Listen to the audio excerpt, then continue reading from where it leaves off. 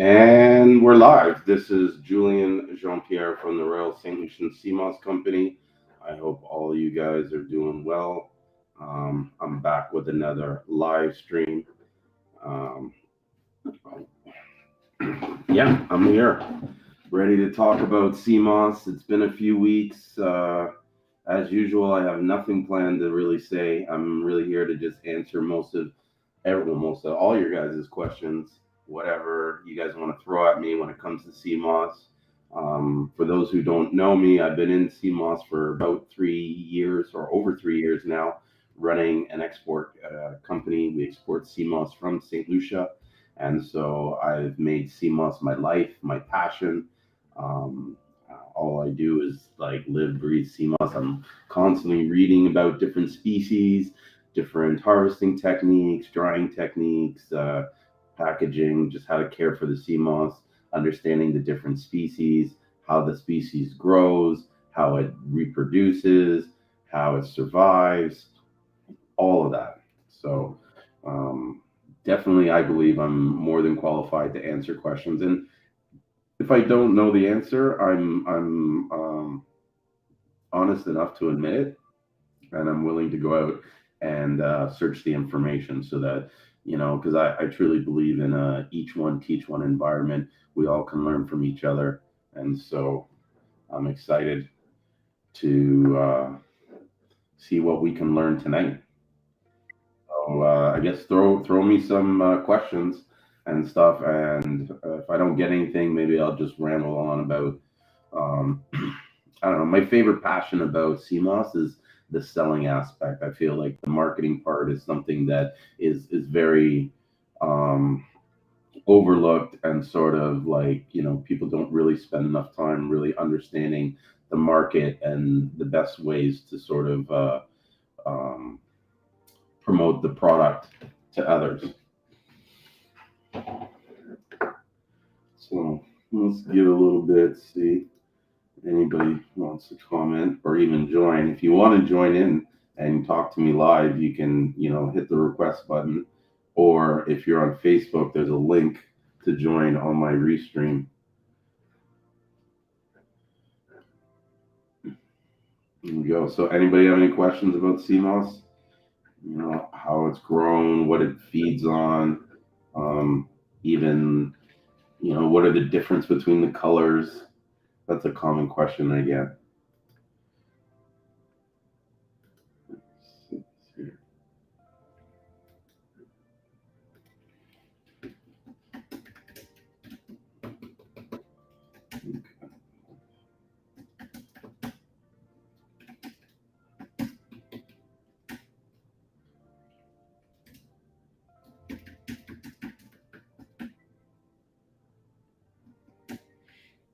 Mhm. Yeah, I hear you. You get the color question all the time. And the thing is, one of the things that I realize is there's not enough research into understanding why these colors, or not why these colors, but what effect do these colors have on each other. You know what I mean? Like, what does the green do? A lot of people believe it's, because it's high in chlorophyll, it's a detox, but there's no real studies to prove that that is true. You know,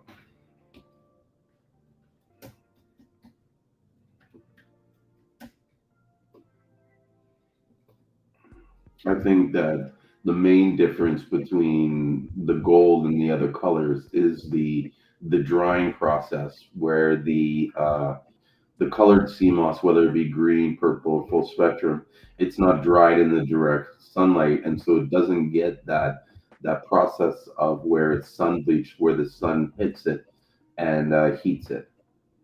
And I think that does a chemical change in the sea moss, and that's one of the reasons why I prefer gold better. I feel like it's a more um, sanitary, I guess, product, more safer, because a lot of the um, bacteria and whatever stuff that might be harmful I believe, gets um, destroyed or reduced when the heat's applied through the sun.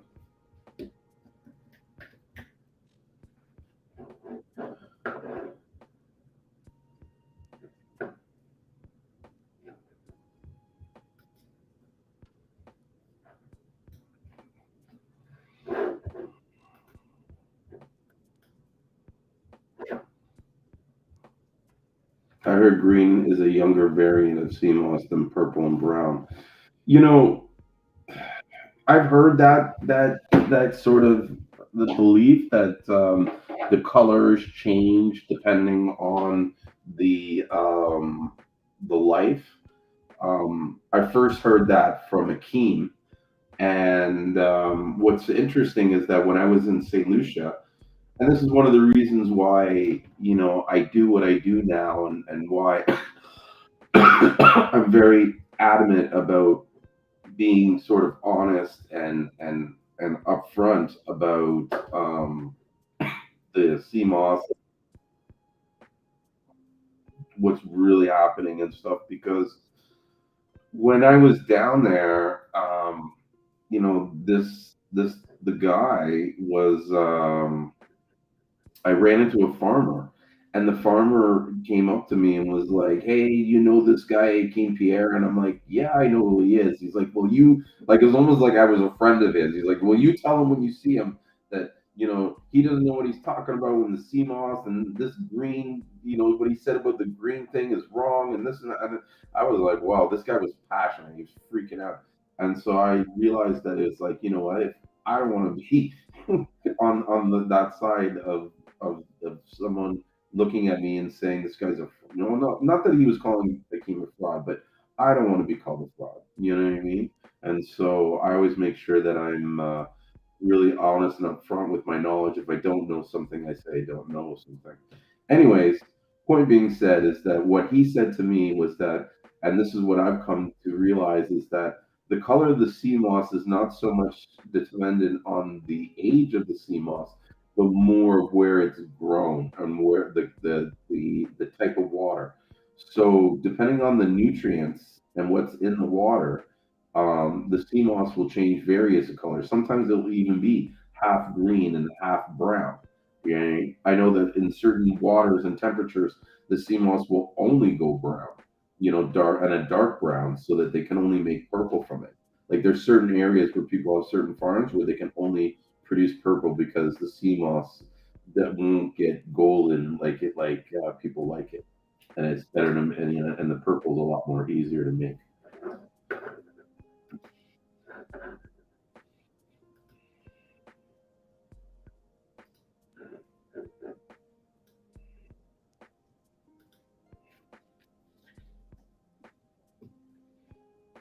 Let me see if I can get more people to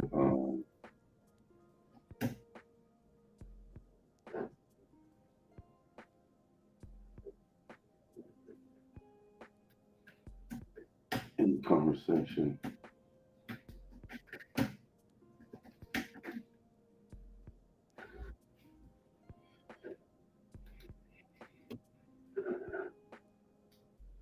See what happens.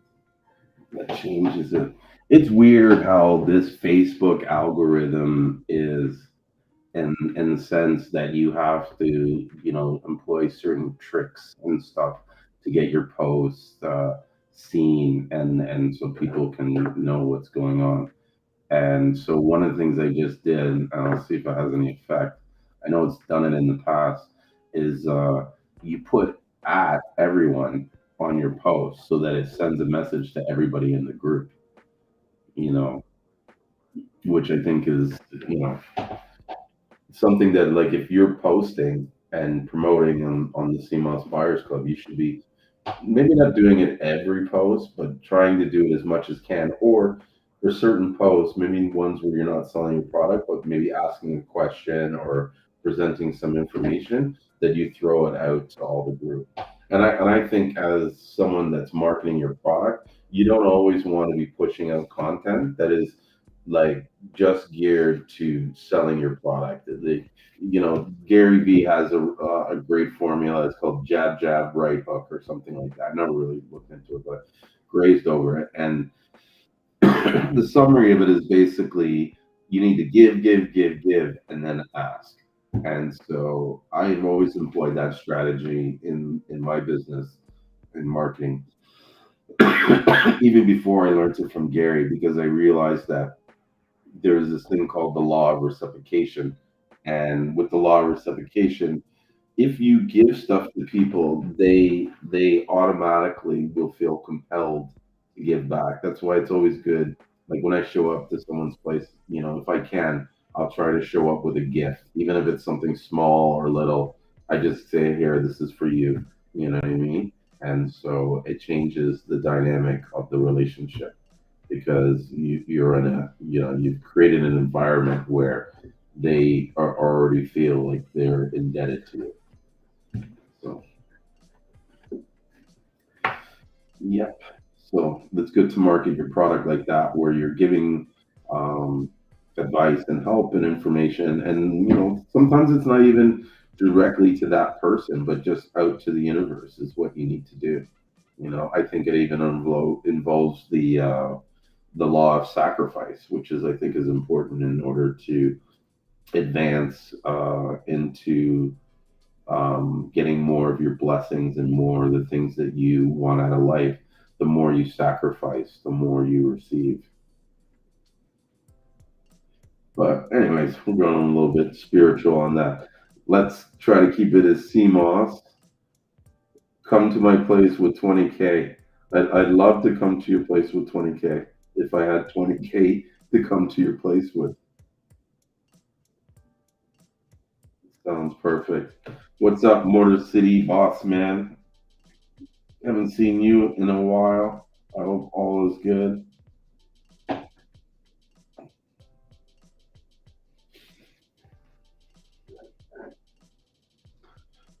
So it looks like my app then didn't work because usually, like, I would start seeing like more and more people in the group talking. But not much, bro. I'm here, just enjoying the what is it? Tuesday today? Lazy Tuesday. I finished most of my work and I was sitting at home and I was supposed to start earlier, but I got on the phone with a friend and we started just talking about Seamoss and stuff like that. And so I was like, okay, well, let me go and get online for a little bit and see if anybody wants to talk about Seamoss. You had a setback. Sorry to hear that. I hope everything is going better. Let me know if you want to talk about it. You know, see if there's any way that I can help you through that setback.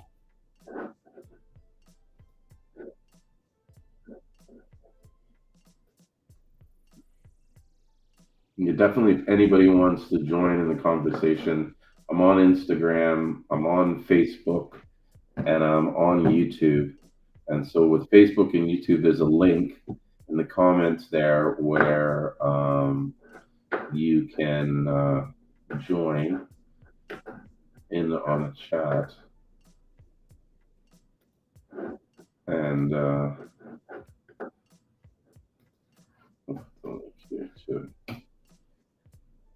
you can join in on the chat and hear what we're talking about.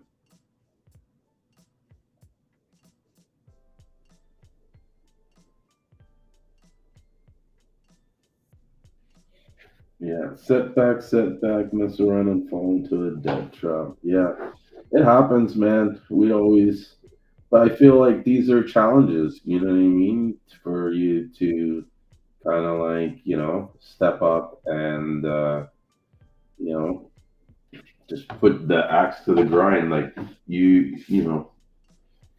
it might be a good opportunity for you to increase the momentum or the pressure that you're putting on the business, and that will sort of like grow it faster. So that as you come outside of that debt, you kind of just blow up. You know what I mean? And so that's how I would kind of see it. A lot of times these situations that we go through in life, it really comes down to how we frame it. You know what I mean? And we can frame it one way and get one result, or we can frame it another way and get a result because really we're more just responding to how, oh, yours is an injury. So that as an injury, that's kind of like, guess it's physical. No, that's not much you can do about that, but wait, until you get out of that. So I hope you're okay. And I'm sorry to hear that you had an injury. Uh, I hope things get better. But as I was saying, in the sense of if it's a debt trap, because a lot of that happens in business. A lot of times when we're selling products and stuff, we fall off the train, or we get into a rut and stuff like that. And so the question is, how do we get out of this rut? How do we, what I mean, get back on track? How do we get motivated again? And it's hard. It's not easy at all to get like that. But like I said, a lot of times you have to look at the situation you're in and see how you can frame it in a different way so that you respond to it differently. And that's really all, in my opinion, life is really about is how we respond to things, how we make the decisions. All like everything we have happen to us happens because of a decision we've made, whether we've made a decision to do something or a decision to not do something that ultimately affects our total outcome and is the reason why we are where we are.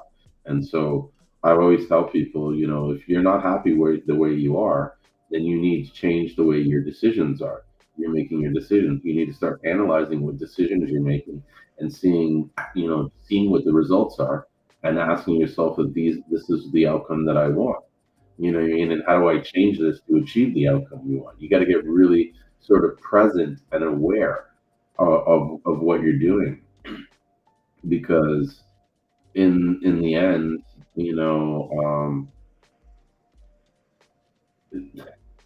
it's like I was telling someone, the decisions that you've made in the past affect who you are now, but the decisions you make now affect who you are in the future. And so if you're not happy with the way you where you are, you need to get present and see where you are at this moment so that you can take, action into making the right decisions to point you in the direction where you need to be so that that's who you ultimately become. And as long as you stay consistent in those right areas of making decisions, you'll stay in that place. So more to see. So let's do a live battle with Rick. Yeah. Oh, with Battle and Rick. I thought you said battle with Rick. I was like, battle with Rick? Why would we battle with Rick? Yeah, you know what? I should have called those guys earlier and see if they wanted to do a live stream with me. I like kind of planned this last minute and was more like, let me just hop on and see what anybody wants to talk about Seamoss. And it's interesting because, no one really wants to talk about Seamoss. Like some do, some don't, but like considering the amount of people that like follow me and watch me, I honestly don't feel like there's enough that they're doing to really sort of engage in like I don't know. Sometimes I guess I wonder like how serious are people in this business of selling CMOS? You know what I mean? How serious are you in taking CMOS? Do you know what I mean? Like, do you know? But at the same time, I mean, fuck, do I know how apples grow? Do I know the chemical composition of apples? Hell no. You know what I mean? Yeah, definitely, Motor City. It has been a minute since we've done a live with a group of us and stuff. And I like to get the whole gang together. I'm waiting to see when Yusuf comes in. Yusuf must be busy tonight because he's one guy I always enjoy talking to online. I would get on, but I'm in my sauna and then I'm ice bath, nice. I've been doing cold showers here and there. It's funny. I was if I had gone to the gym, I would have done a cold shower, and I do the same thing. I go in the steam bath for a while till I get really heated, and then I'll go and when I rinse off, I'll take a cold shower to cool my body down, and it's very very therapeutic. I want to start getting more into the breathing, the breath work and sort of have breath work in the morning and stuff to like calm my nervous system and reset my immune system and all that kind of shit that it does. Get more focus and everything. I think that would be really beneficial for the line of work that I'm in and stuff. And did you guys know that I was in St. Lucia like 2 weeks ago for like a week? Oh wow, you teach breath work. Nice. So you know the power and the benefits of doing breath work. It's really good stuff. But yeah, I was in St. Lucia last week and or maybe a week before and had a really good time there. I wish I could have stayed longer, but it's amazing how much you can get done in a week, you know. And I think I might start taking more shorter trips, more frequent. So I'm excited for that. I definitely want to try and organize a Seamoss tour soon. Like I would really like. It's just I know it's hard to get like, especially doing it for the first time. I believe getting people to sort of rally up and put money down and commit to coming on a trip is not an easy task. And it's almost like something where if I planned it or did it, I would have to plan it like 6 months in advance to give enough people time to promote it to enough to get it to enough people. Like you'd have to tell thousands of people just to get 5 or 10 serious people to lay down the money.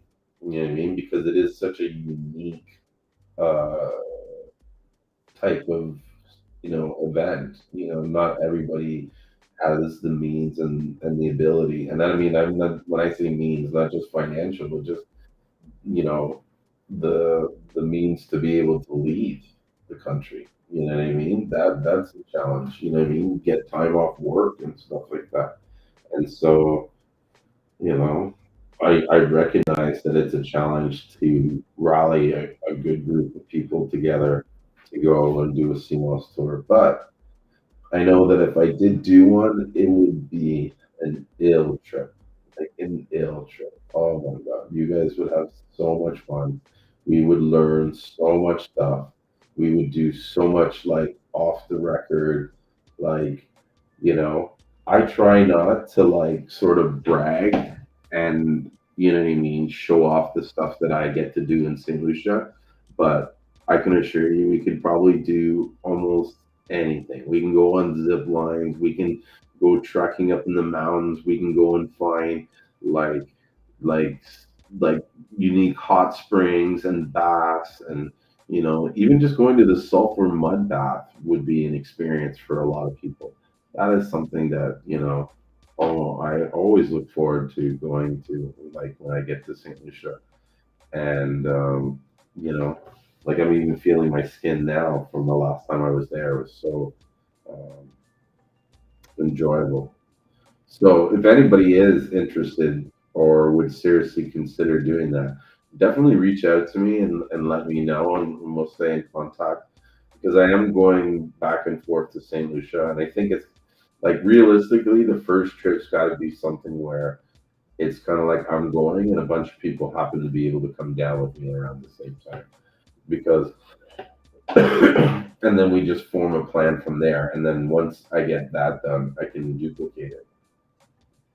But I know we can do hiking. I can get like people to come in and teach you all about like herbs and stuff. Yeah, we can do an ice bath and do the breath work and stuff like that.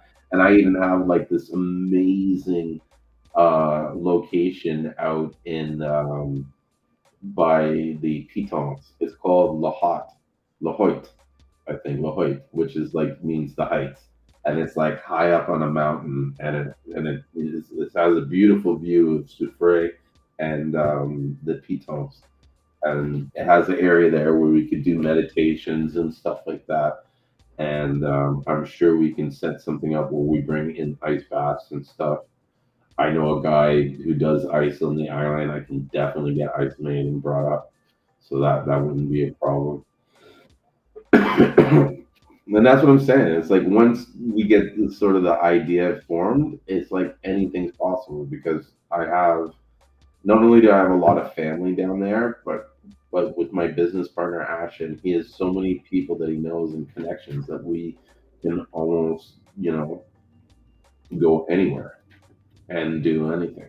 You know what I mean? Visit any part of the island, and you know, yeah, we can go in at all the farms. I can bring farmers in there to like sit down and you can just ask them like a million questions and stuff like that. And you'd be amazing to learn what is like the truth there compared to the truth in the general world.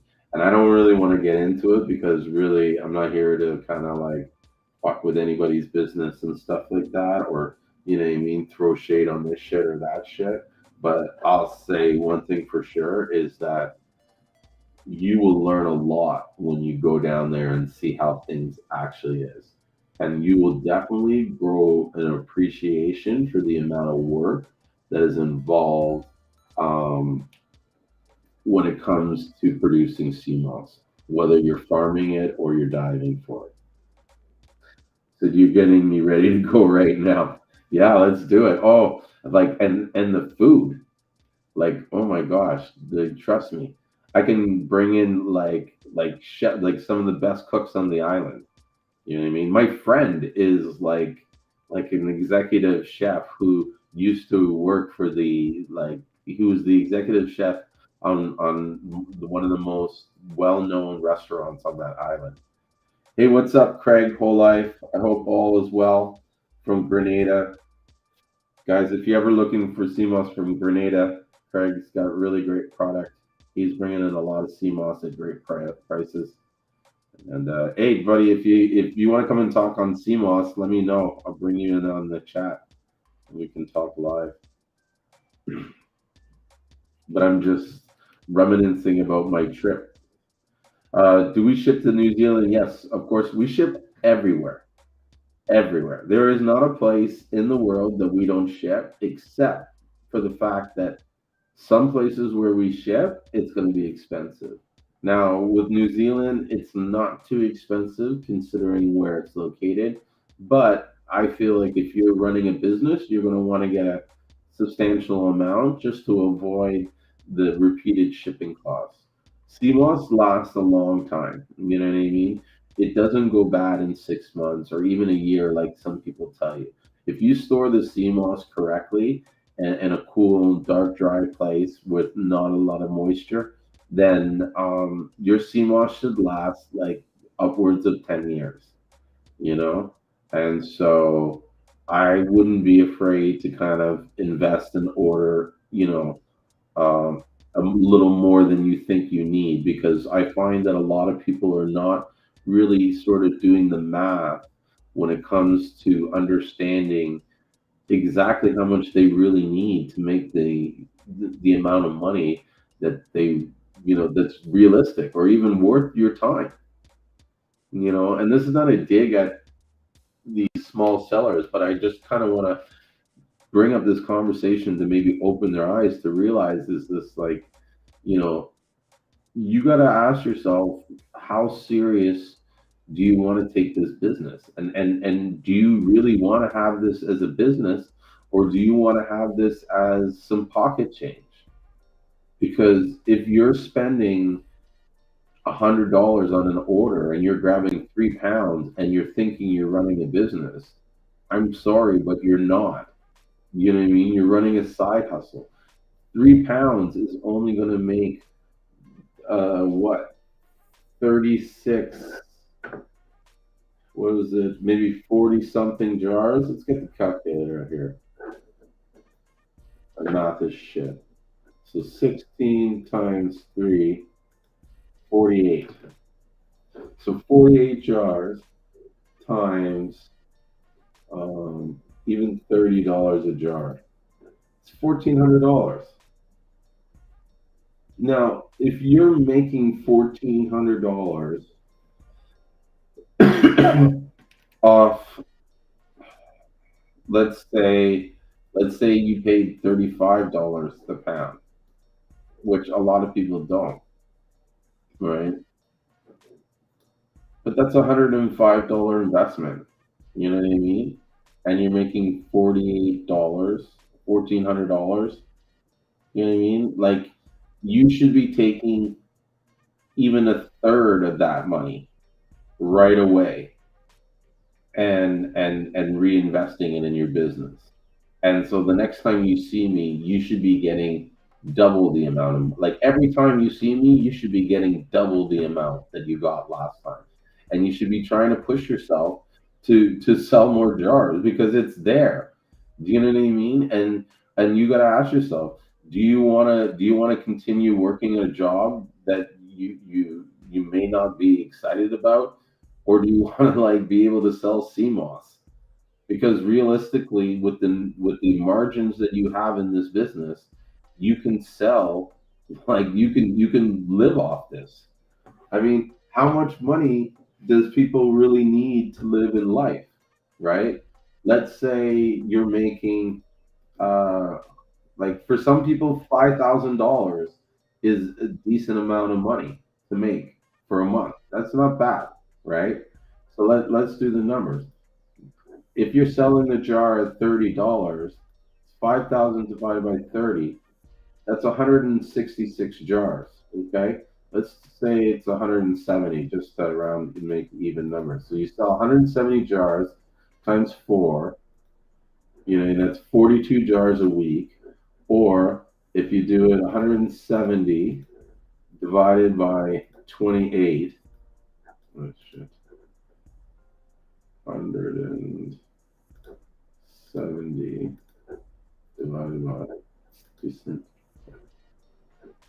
I keep hitting the wrong number as I'm doing this. Divided by 28. So that's 6 jars a day. Okay.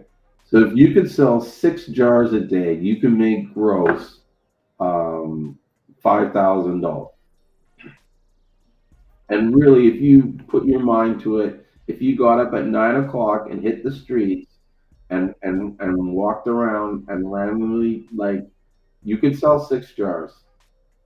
I know I could. You know what I mean? And so even if you wanted to double that, that would be 12 jars a day. You know what I mean? And you could take 3 days off in the month. But even still, if you did $12 a day, say like you worked out a deal and you could sell the 12 jars in the morning. You know what I mean? And by 12 o'clock, imagine you can sell the 12 jars in an hour. You sell four every hour. The rest of the day, you're free, and that's making 10,000 a month gross, right? Let's say, okay, there's cost. Okay, let's say, what was it? 170 times two, because it was like that was 170 make what was it? 170 times 30.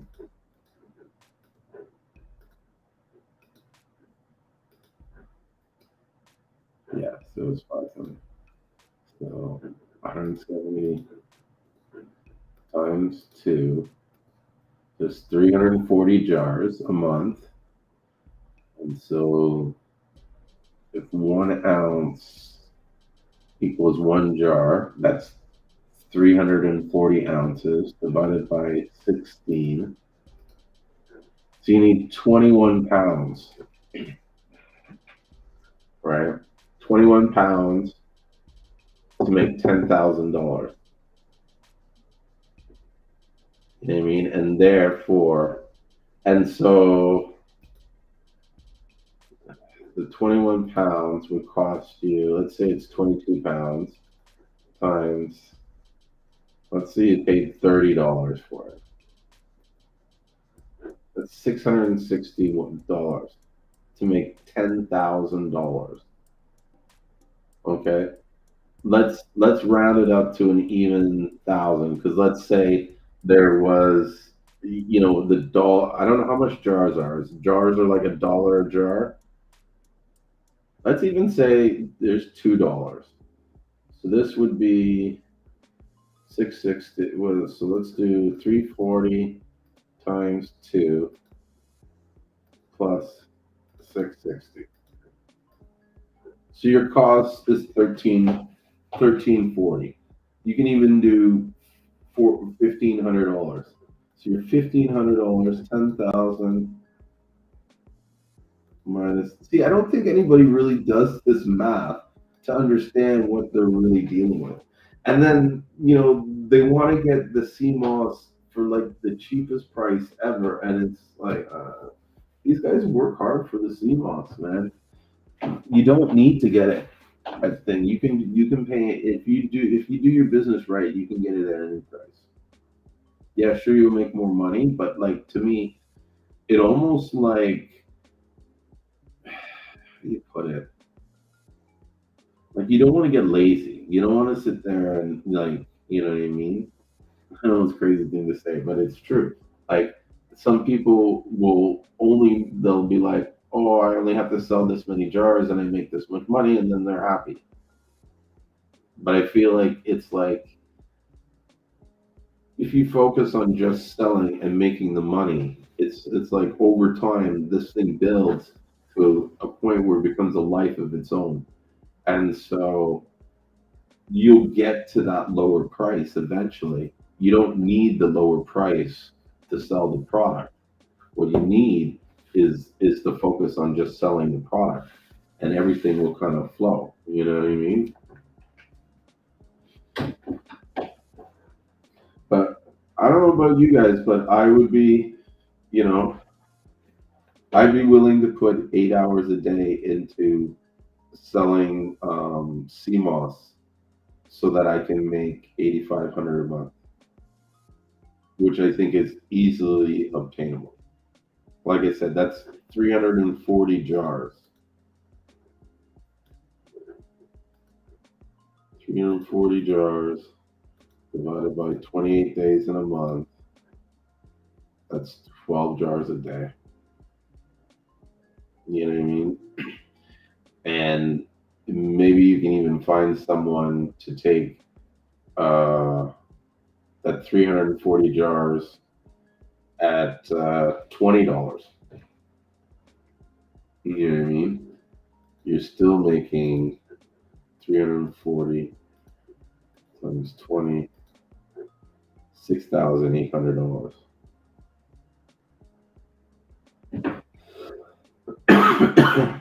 If you find enough people that can take the product for that price, you could probably even double that and find enough people, like if you can sell 340, how many people do you know that can sell half that?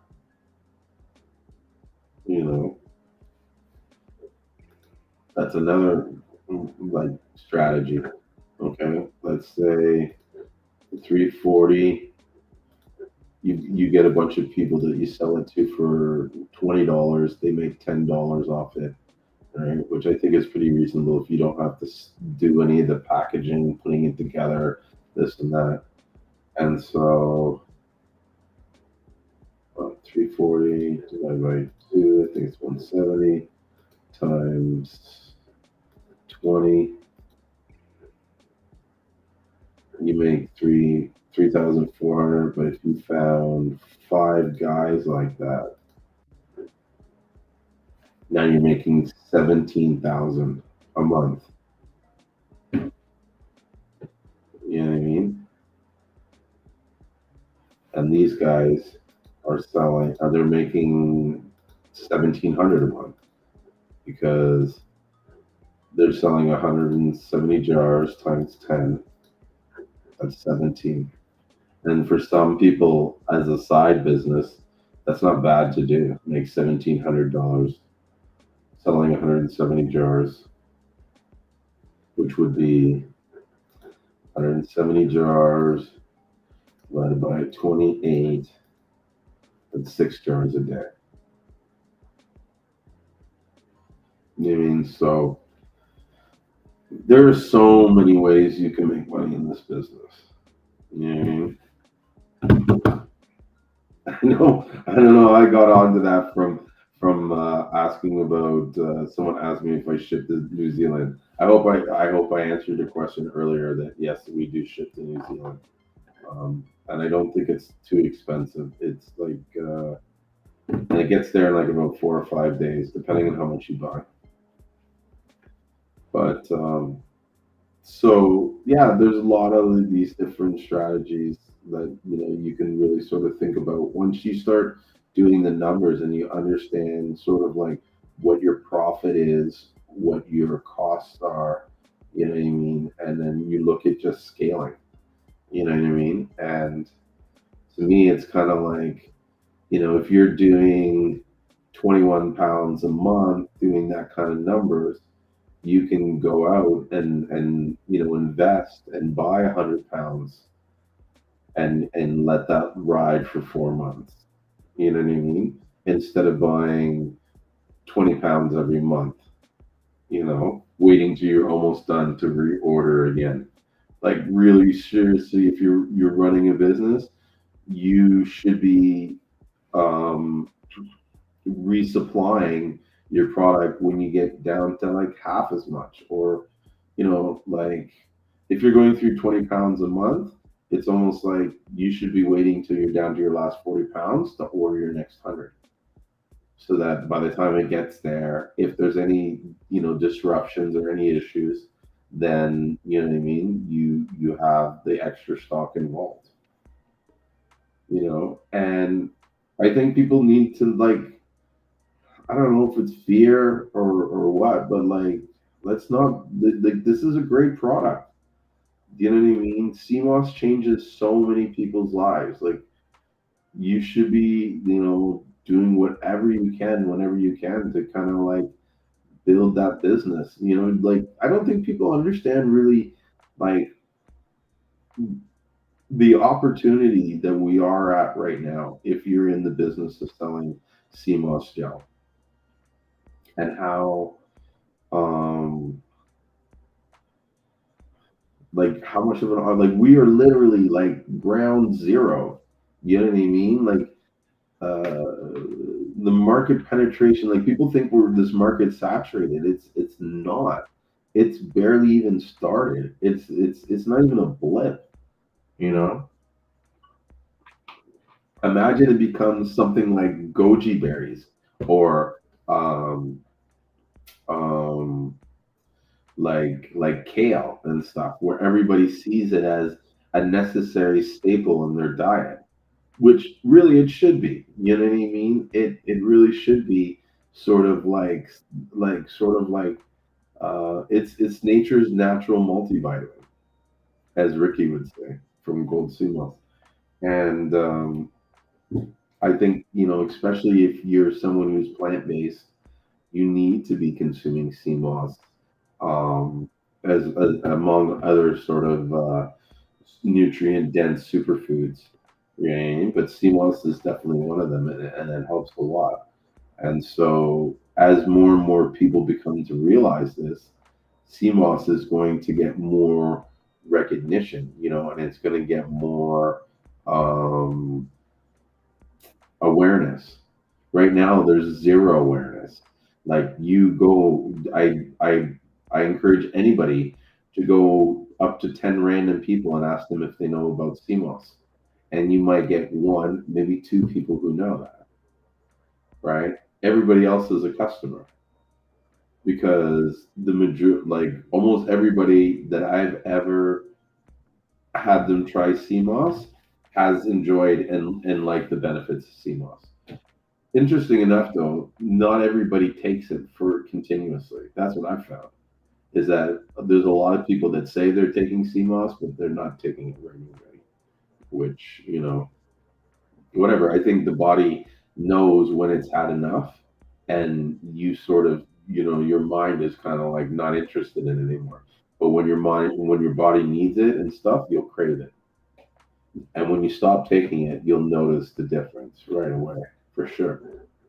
Especially when you take it again. So, I wonder if there's any questions from anybody.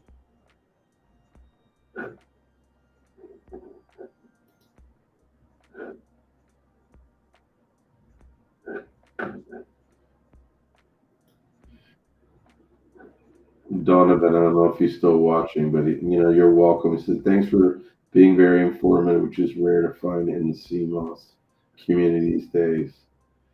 Yeah, you know, I don't know. It is rare. It shouldn't be. I think that more people need to really get serious when it comes to understanding algae and just researching CMOS in general. I feel like that everybody kind of takes a shortcut and sort of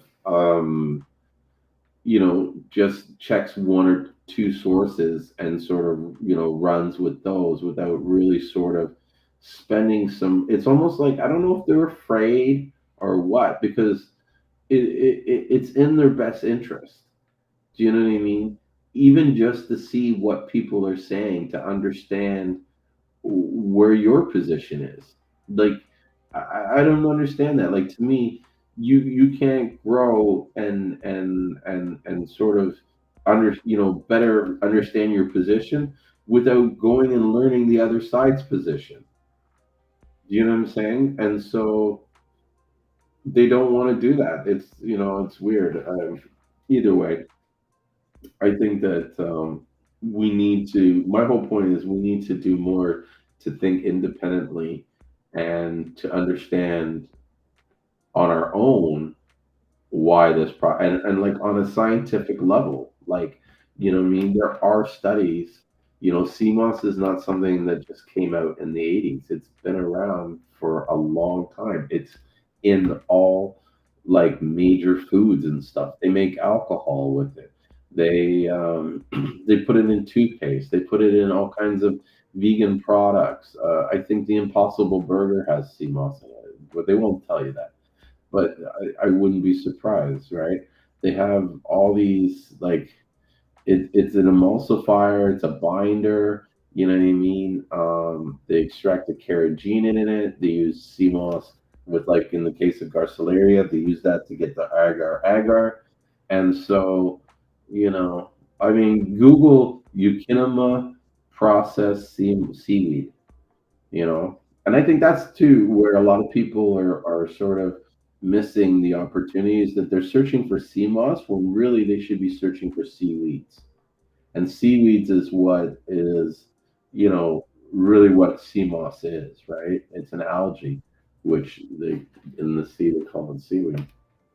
And so you'll learn a lot and understand a lot of things about CMOS. Even this stuff where they talk about fake CMOS. Now, my view is that there's no such thing as fake CMOS. I've been pretty adamant about that, and the reason being is that, like, in order to have the definition of fake, it has to be made with something that's not real. Okay, I've yet to see any sea moss on the market that wasn't real sea moss, that wasn't grown in the ocean. A lot of the sea moss that might be grown artificially in tanks and stuff, they're generally not being used, one, commercially. Um, a lot of them are going to the agriculture sector, and a lot of them are going to the industrial sector for biofuels and biofuels, and they use it for some research and stuff. And here's the thing: they're not even really growing Euchaetema or Garcilaria. It's mostly like sugar kelp and a few other dulse and a few other seaweeds that are more popular. Even Conder's crispus is being grown in land-based tanks, but it's not so much Euchinima and Garcilaria. See, and even still, it wouldn't be, how do you say it, as cheap as what you see that sea moss there now, right? And so the sea moss that most people believe is fake, through my research, and I stand on this research, okay, that sea moss is not fake. It's like, how do I say it? It's like sea moss that's been grown for the industrial market and to be purchased in large quantities. You know what I mean? Like I said, there's a large demand for Euchinima and Garcilaria and a lot of products and a lot of medication. There's companies that make, like there's a in my health food store we have a company that does, they sell this product called Algae Cal, which is basically a calcium supplement that's been derived from algae from the sea, which sea moss. They don't say sea moss, but trust me, it's, I don't know what species is sea moss, but it's sea moss. And so these companies seek out, a lot of these companies are in Asia and stuff where their industry is way more advanced than, many of the countries in the Caribbean and stuff where we're getting our sea moss from. And so they're they're producing the sea moss by like megatons. You know what I mean? Like 500,000 tons a year, kind of thing. I don't know if that's the number. Don't quote me on that. I have to look it up. But it's a lot. That's my point. And when they're producing that sea moss, they're not doing it by hand, whereas you would find in most of the Caribbean where we're purchasing our sea moss. They're doing this stuff by machines. They have backhoes, they have like, industrial dryers and stuff like that. And so this is where it comes in with the rubbiness and all that stuff. Some of these places, they even like, pre-treat the sea moss in an alkaloid to kind of clean it and disinfect it and stuff like that before they resell it. And I think that's where you're getting a lot of that chemical smell and stuff like that, because this stuff was, you know what I mean. And these guys are selling it, what I mean, to these countries that are extracting it for carrageenan and processing it into other products, right? But because of the value of it and it's so cheap, it's easy to get it diverted and go into, other markets where people are then deciding to package it and do other stuff, and that's where you're seeing this fake sea moss, right? But it's real sea moss. It's just, in my opinion, it's more poor quality sea moss, and the reason why I say it's poor quality is because when you compare it to the quality and care that one would get by buying, um, either St. Lucian sea moss or Grenadian sea moss or St. Vincent sea moss or even Jamaican sea moss. When you compare how these guys are producing their sea moss in comparison to how these other countries that are doing it, who are really not producing it for our market. Like it's not meant for us, right? They're producing it for these other companies that are demanding it at that specification. Even the moisture level, they require it at like, 35%, right? There's, for those that don't know, there's two standard, drying, percentages in the industry. You can get your CMOS dried at 10%, which is what most of the Caribbean stuff you get, and then there's also 35%. 35% is what you get when you get the CMOS that looks like gummy worms and stuff like that. They intentionally didn't dry it all out because there's customers out on the world market that want that CMOS in that state because it's better for them to extract the nutrients that they want to extract from it. You know what I mean? Sorry, my nose is a little itchy.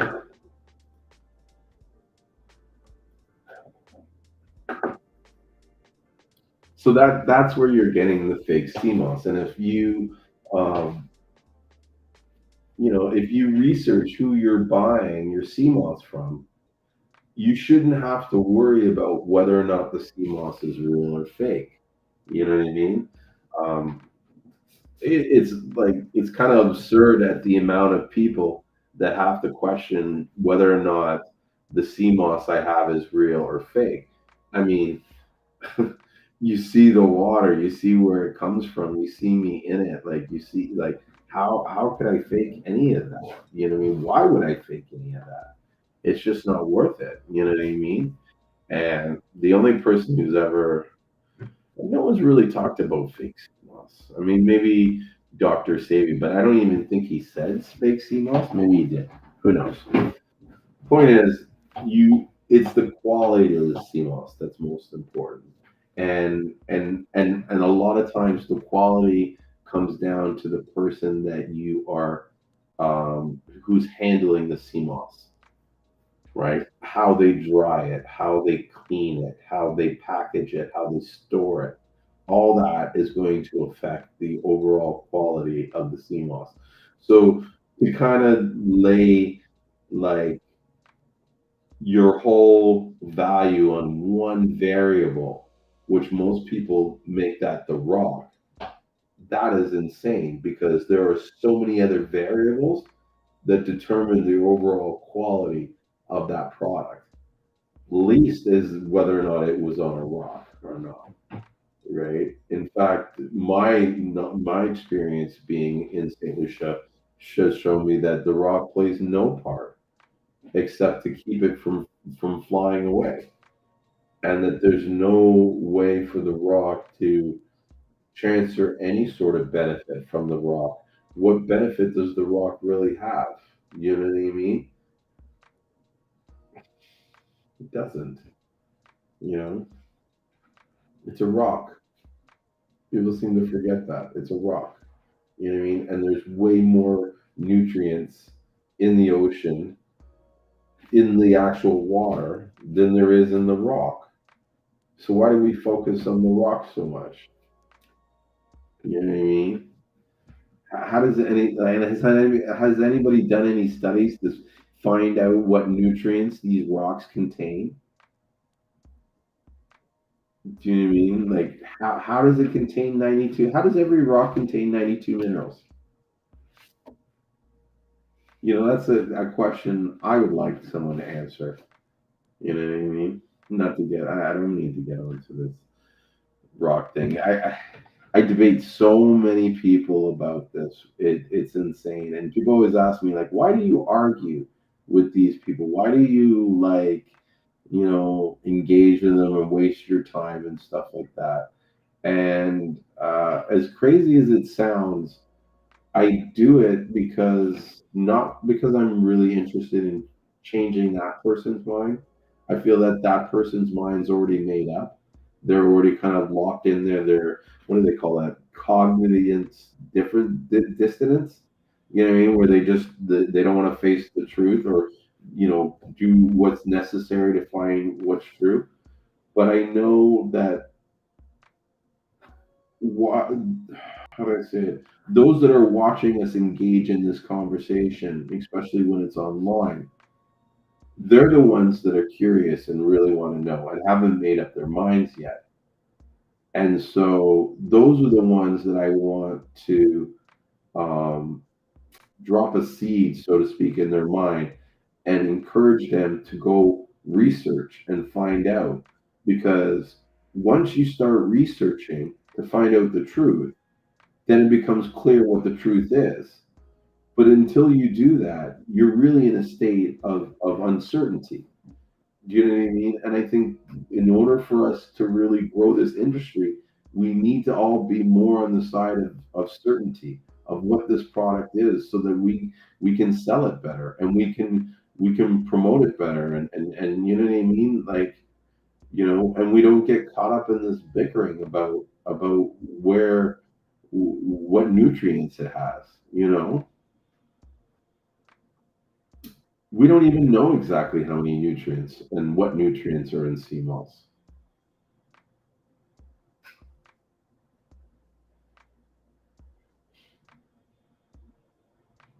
Marinate on that. Let's switch gears and see if anybody has any questions and stuff. I'm actually kind of getting a little hungry. I think I might grab I bought a bun me sandwich earlier. I think I might eat some of that. And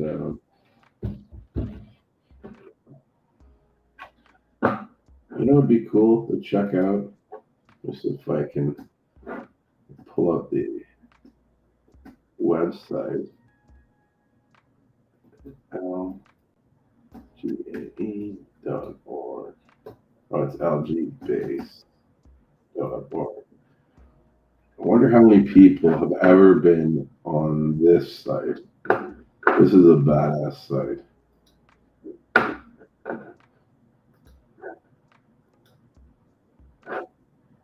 Algebase.org.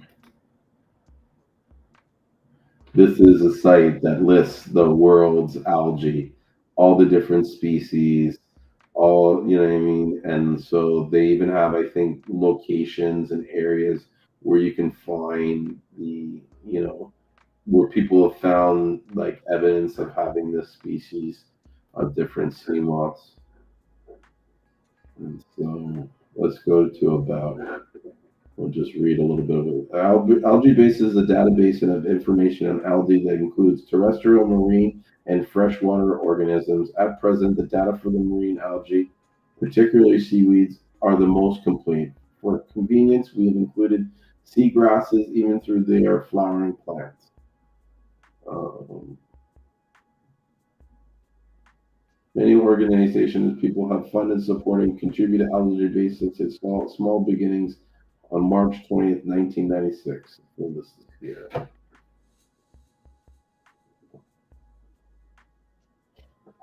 AlgaeBase is often comprised of a taxonomic opinions that may or may not reflect your particular conclusions.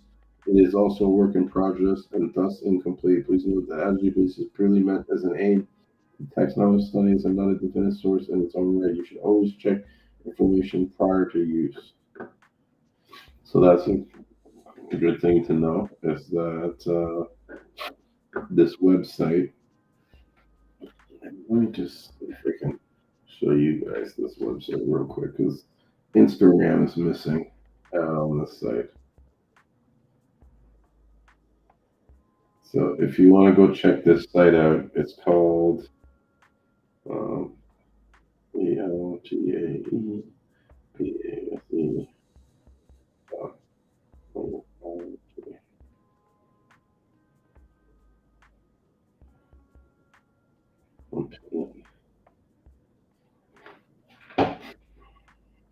So if you guys want to go there and follow us on the algae base, you can see what we're watching as we're doing it.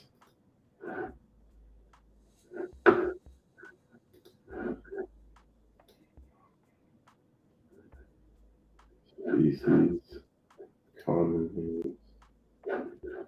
Let's see. Chondrus. I already have it listed there. Let's see.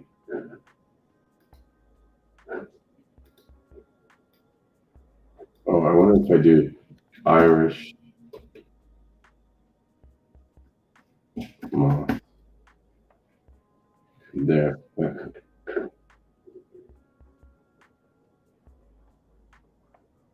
So what's this one? Virginia Stella.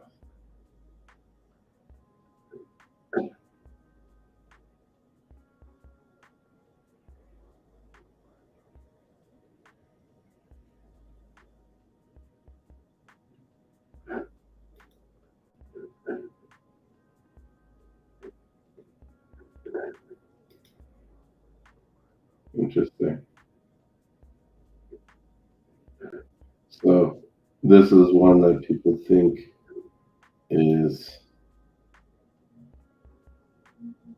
they call this Irish moss, but this isn't actually Irish moss. It's a different species. It's more Mastocarpus stelliastus.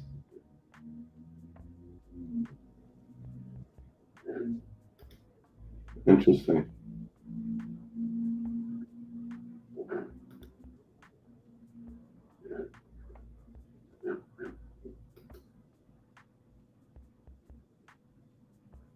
See, a lot of people would show that and say that's you know that's Condor's crispus.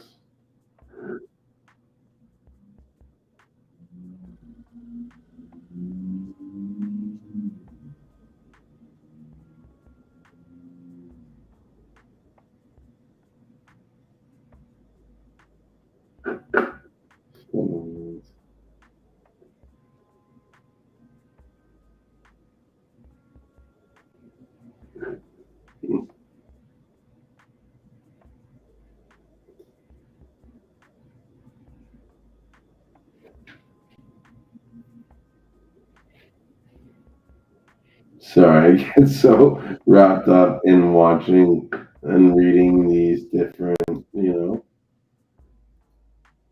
um, reports on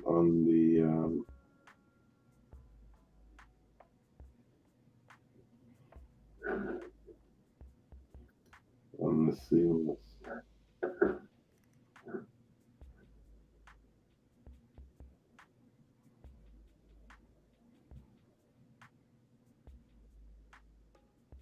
There's a lot of species. For Condorus.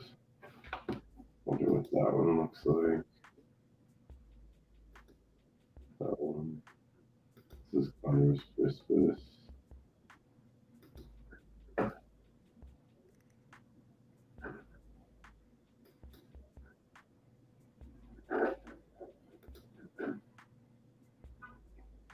Yeah, that's I guess a Condorus, but it's not Condorus crispus. I wonder what would be the difference. Like, what would make something Condorus and then Condorus whatever? Here's a photo of Condorus crispus.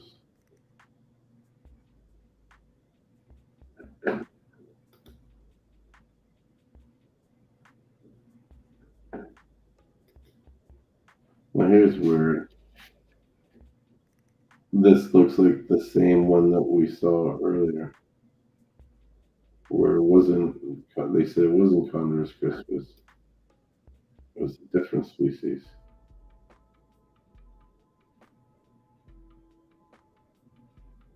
And I think this one too. You can find where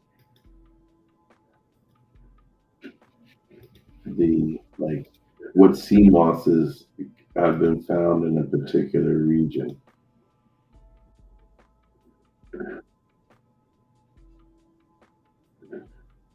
8,399 matches of different sea mosses that are in Africa. Um,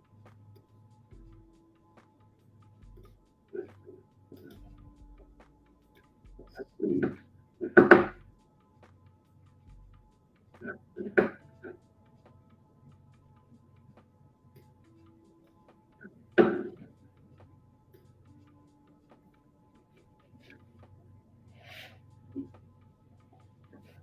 I wonder if there's any chondros.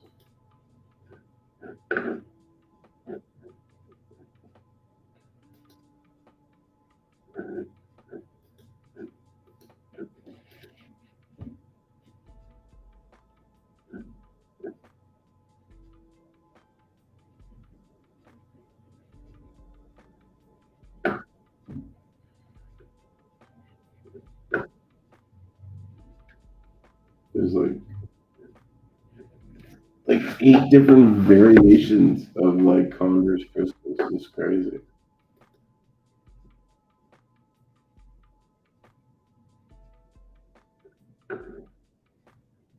Original description.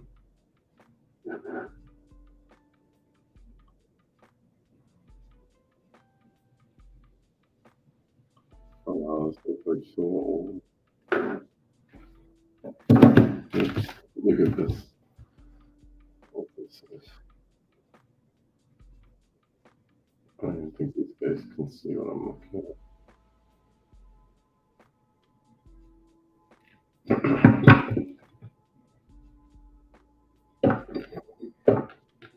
See, no one wants to sit here and hang out and do the research. And you know what? I just realized something. I'm looking at a different page that I'm on. I've moved it. The only thing that sucks about this sharing the page. Oops, it's sharing.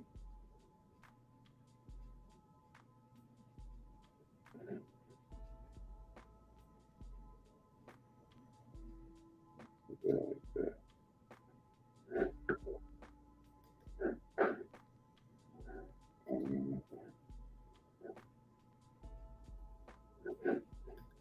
Okay. Yeah, if I do that, it screws it up when I get this.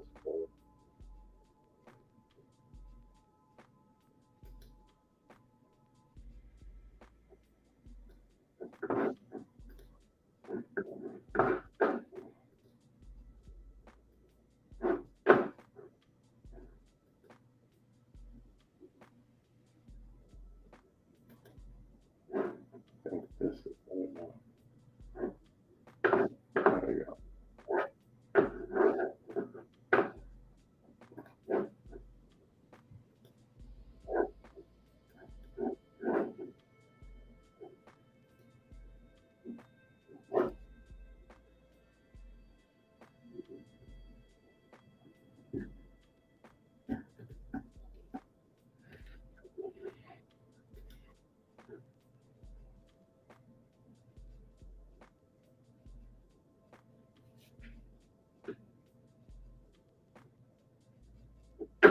Yeah.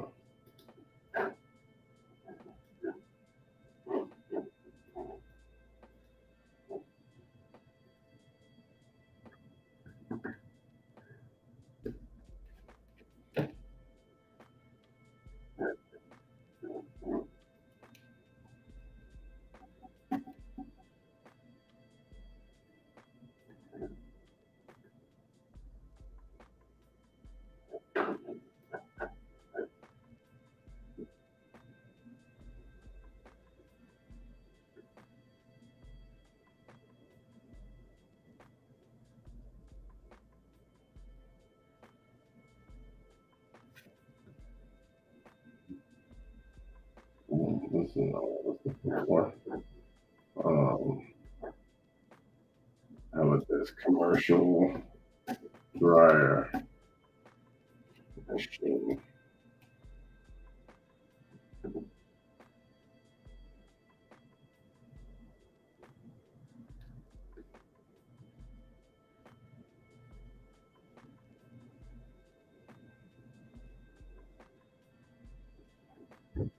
Like they took a lot of these videos off or something.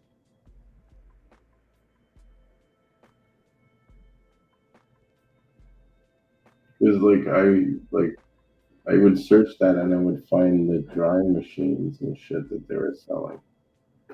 They sell these commercial drying machines. Yeah, just throw it. You know what? See, we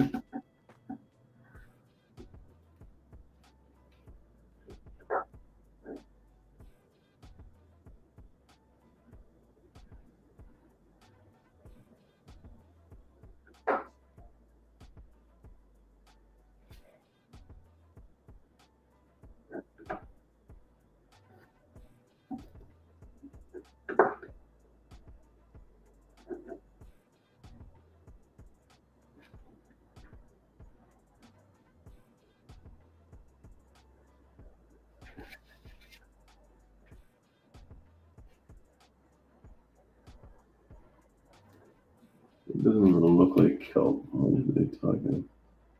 Unless it's shredded.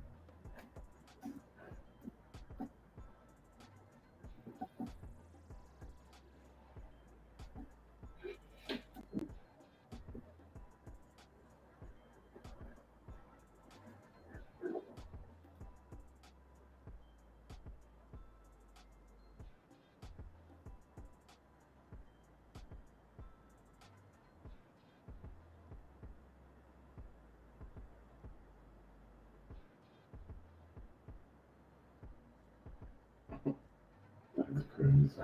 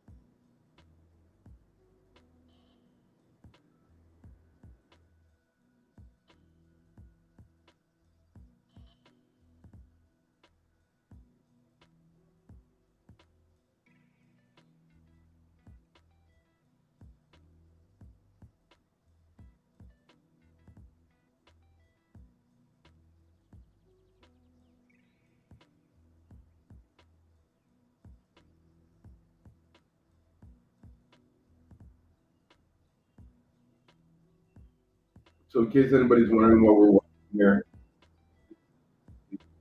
project.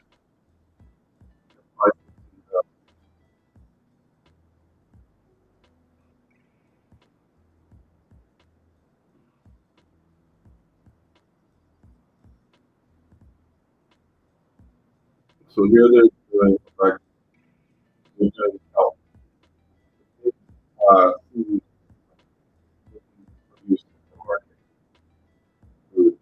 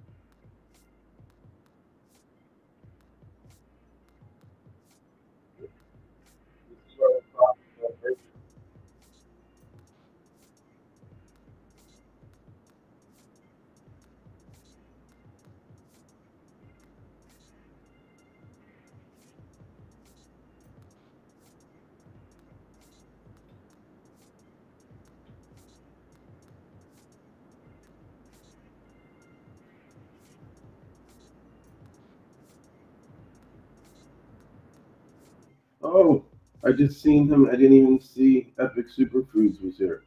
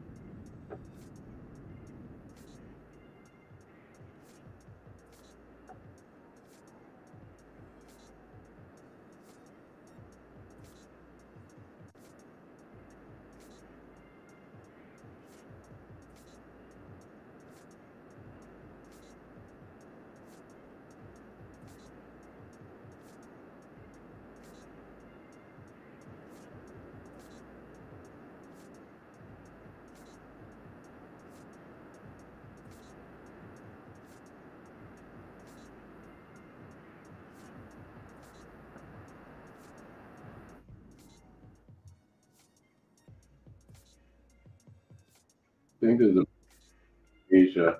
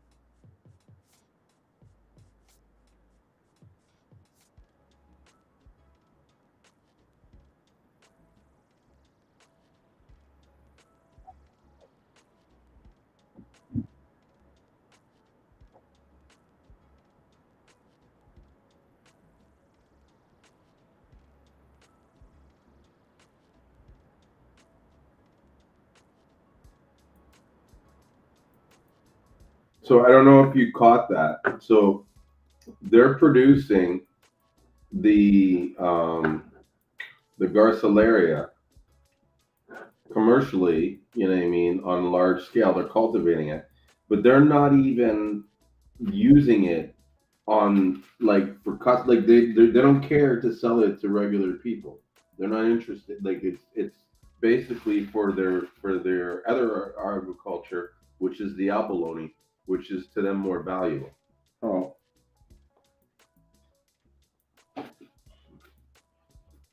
There's no company out there that is like producing Seamoss. First of all, there's not many that are producing them in tanks indoors. They're doing a lot of them, if they are, in ponds outside. But even when they do that, they're not producing it so that they can sell it to us humans. They're producing it so that they can reuse it to feed other species, like the abalone. Anyway, I'll go back to what we were just watching.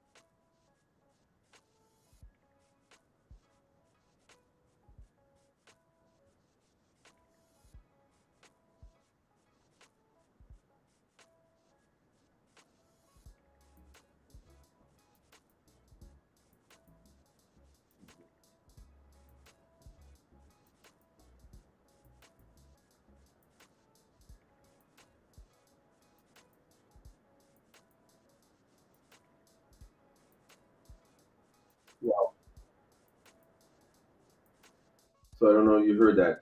He said that the China produces 2 million. Let's go back. 2 million tons in dried.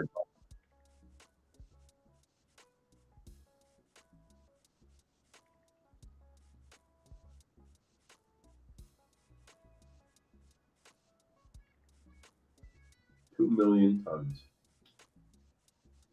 It's crazy.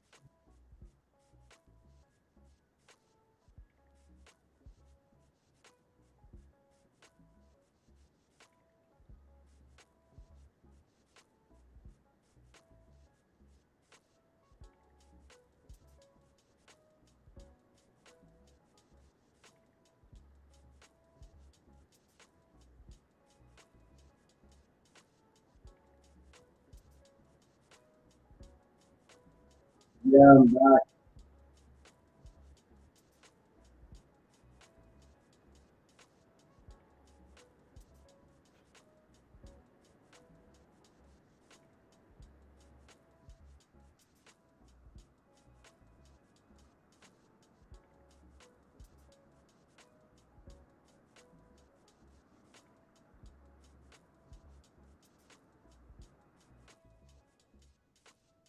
Wow.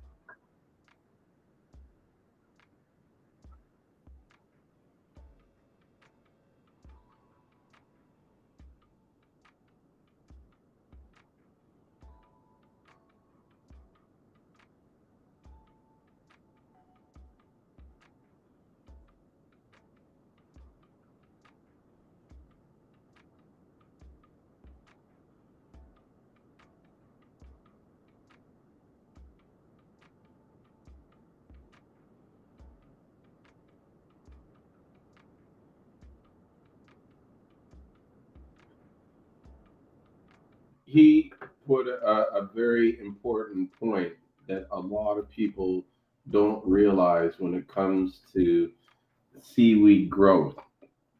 The sea moss gets its nutrients from the land. It doesn't get it from the rocks. All right, the land washes nitrates into the water, and that gets taken up by the sea moss. The sea moss filters it out. Um,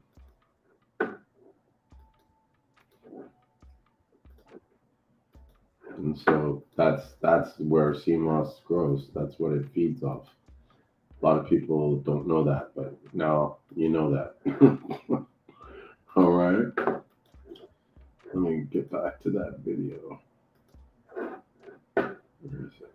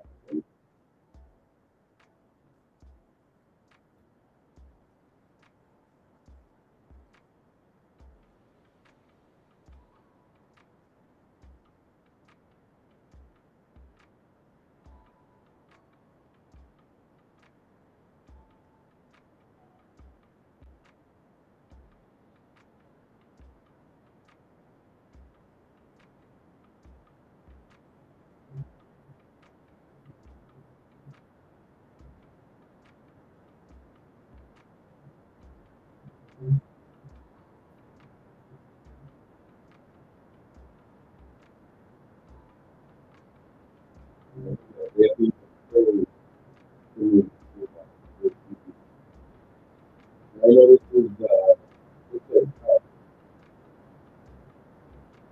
when they're doing this large scale experiment, you get them up in the area, if they're using the same.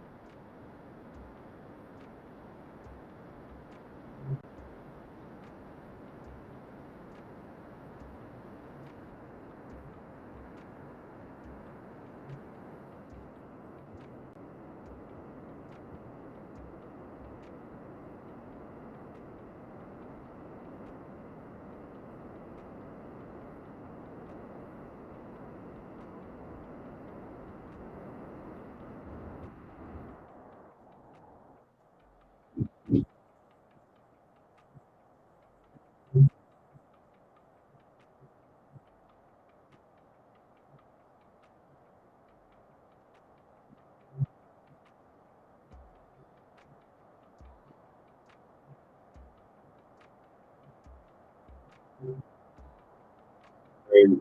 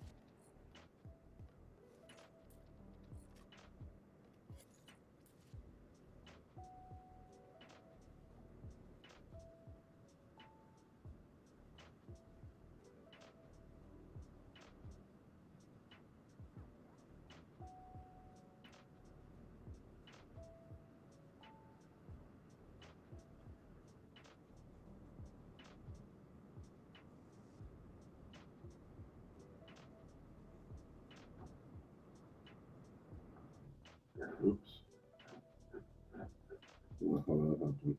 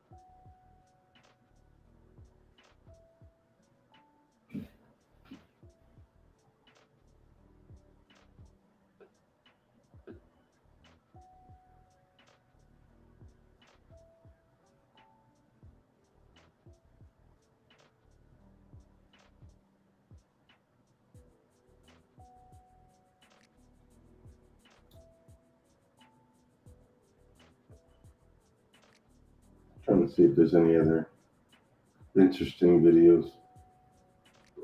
There's some like drying equipment for seaweed.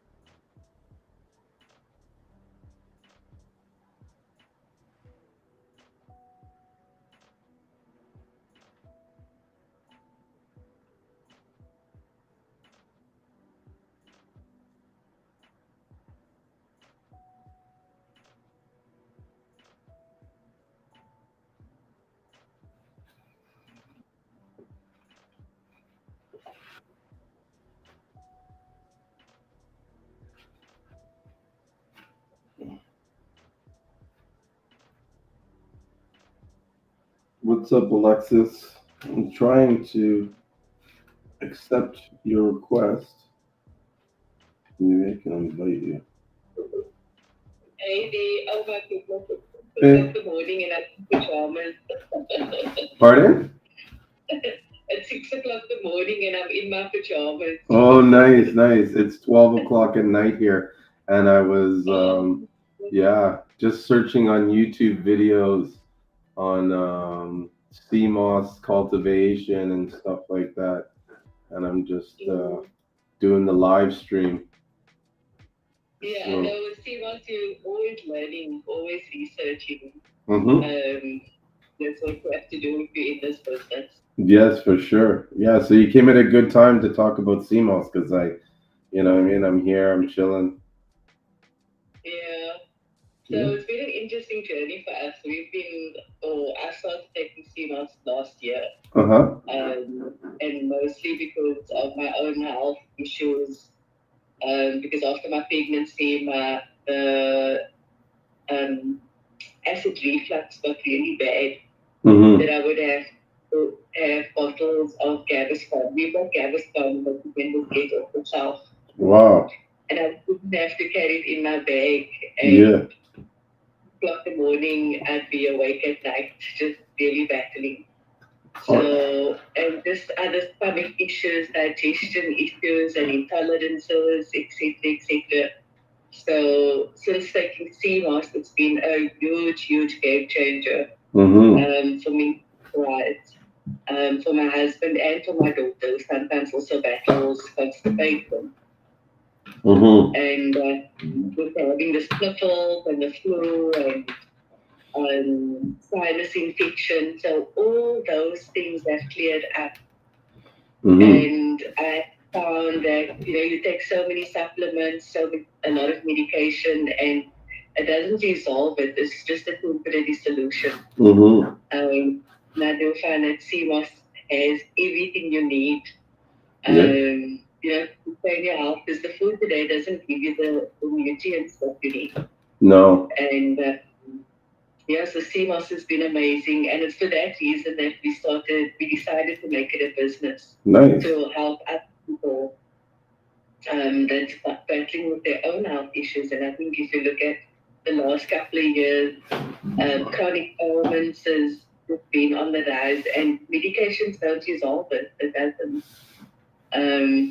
So we not only sell CMOS, we also talk about home remedies, eating healthy, nutrition, all those kind of things. So yeah, I'm constantly on the journey, researching, finding ways to make it accessible to anybody. You don't have to earn thousands and thousands and thousands of rands. For healthy life. It just starts with the minimum. No. So yeah, that's for me. Yeah, it's so true. So you're drying your own seam? Because we've talked offline in messages and you were asking me about drying the CMOS and stuff. You're drying your own CMOS or? No, so I'm in South Africa and I've got a supplier that's been in the industry for 10 years. And we then decided we got another supplier, and there's a couple of other people that we also bought some stock from. So from my side, we wanted to research and to identify whether what we are getting is the real thing. And therefore we got a few samples, and you gave us feedback with regards to the moisture, which I never knew. And the new supplier that we got, the last bit that we had left over actually turned out to be really bad. It smelled so bad. Oh no. And I think it had to do with that 10% moisture.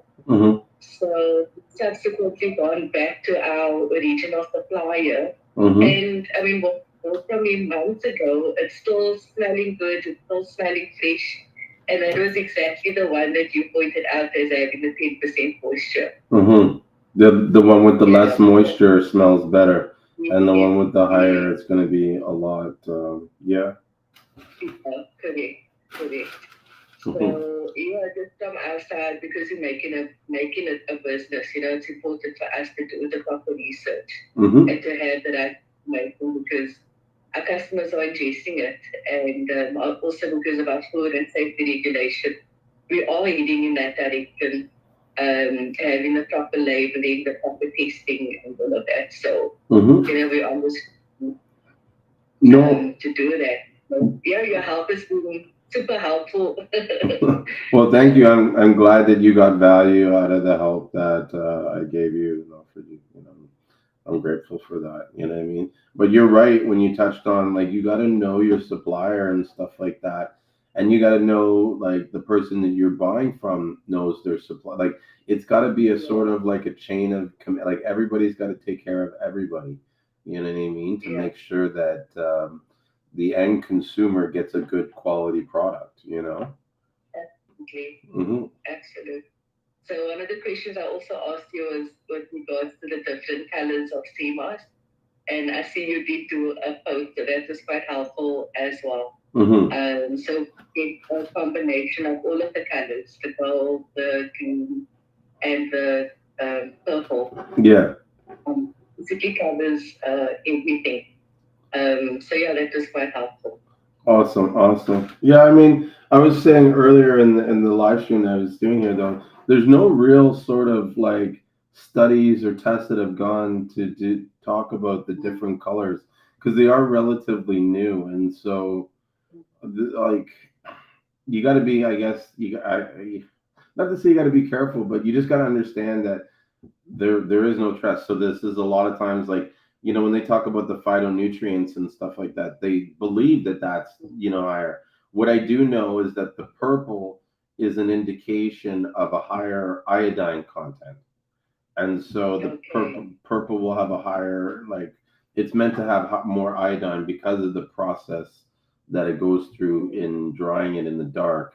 When you dry it in the sun and you do the sun bleaching, it removes a lot of that iodine from the Seamoss, which I think is somewhat important because you don't want to be out of all the things that you're taking, you don't want to have an overdose of iodine, and it's hard to control that because that's not something that we naturally produce in our body. Yeah. But it's important for thyroid function. But I've also discovered, a nurse actually said to me that some people have a allergy towards iodine, and if you have any allergies towards shellfish and fish and all of that, it may not be a good idea for you to have the Seamoss, which is quite interesting. So we do have a combination. So I think just the pure purple is maybe too strong. The combination might be a lot better.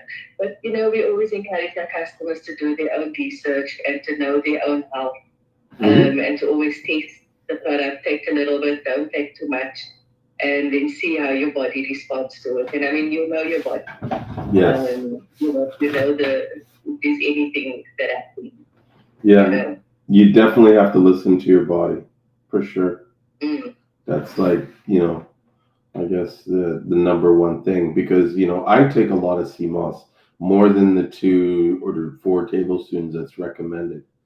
And I always say that like listen to your body because when I first tried Seamoss, oh my god, I probably took maybe 8 tablespoons.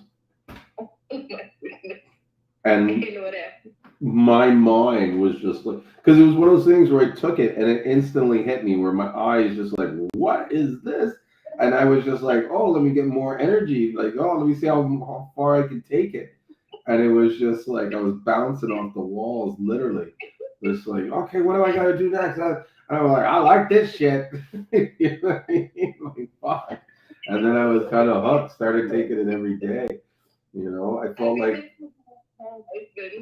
because I saw Seamoss on TikTok, and then I thought, okay, this is probably going to be something good for me to take. So we had a market day at our house, and lo and behold, one of our vendors sells the Seamoss. So I buy the Seamoss and I take it, and I'm like, oh my gosh, it really gave me that kick. Like I was busy for 2 days, I couldn't sleep. So I ended up giving it to my husband, and eventually he's like, why am I working so hard? Yeah, like what's going on? He was fixing stuff and just going crazy. So it absolutely does give you that kick in the beginning. But yeah, you'll have to monitor it because you need as Yes. well. Yeah. Just also, what is your thoughts on Seamoss and CBD infused? I I've seen that in the UK as well. I've never tried it. Out here in Canada, our weed is legal, but it's somewhat regulated. So you can't, Okay, yeah. like, the average person And can't. South Africa exports quite a bit to Canada. Pardon? South Africa exports quite a bit to Canada. Weed? Really? Yeah. Yeah, we've got cannabis farms in South Africa. Yeah, but I wonder why we would export it to Canada when we we're like the Could be king, cheaper quality as well. like we're like the kings of growing Seamoss. I mean, of Seamoss, of cannabis. But, oh, okay. Well, that in Yeah. Amsterdam. Control is another thing. I mean, our agriculture is quite huge as well, and we export quite a bit. Yeah, I didn't even know that countries were importing and exporting to each other. I thought that was still something that they were working on. But either way, Oh, okay. whatever. What was the point Yeah. we were making? You're just asking what's your thoughts on it, because CBD kind of makes you Oh, relax. yeah. So each one. that being said, Giving you the energy. But I've seen some UK companies having that kind of infusion. I think it's cool. I think it's worth a try. The only thing is that it's hard to get access, like for like the average person to buy CBD here in Canada. You have to buy it from a licensed dispensary. So, and I don't think you can sell products with CBD in them. You could say it's got hemp in it, but you can't say CBD. And if you do, Even if you make it in South Africa, you can't just have any person, making it and selling it. You have to go through the proper channel, and it is super expensive and quite an process to get into that industry. Yeah, it's a shame that how they always make these kind of things into like a cash grab for the government and stuff like that. Yeah, absolutely. But I think there are lots of natural remedies and other alternatives to also being healthy. It's just customers operate in different spaces. Yeah, for and sure. You do what we do as well. Yeah, for sure. There's so much stuff, and CBD is a good product. So you're in South Africa, eh? There's actually a lot of people looking to buy Seamoss in South Africa. I see it happening, like requests all the time. Have you thought about getting into like doing wholesale or something?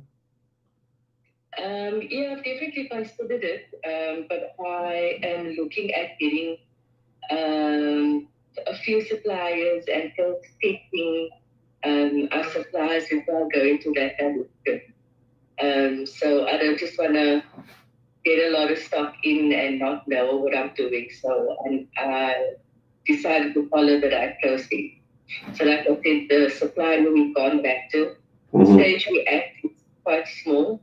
But we are making a profit. We are a profitable business, and I think once we grow, if it is an option, then yes, definitely. But more because we would like resellers out there to have the proper product.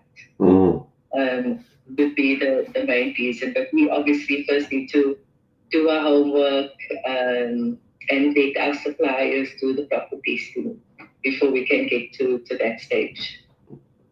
Cool. Yeah. Yeah,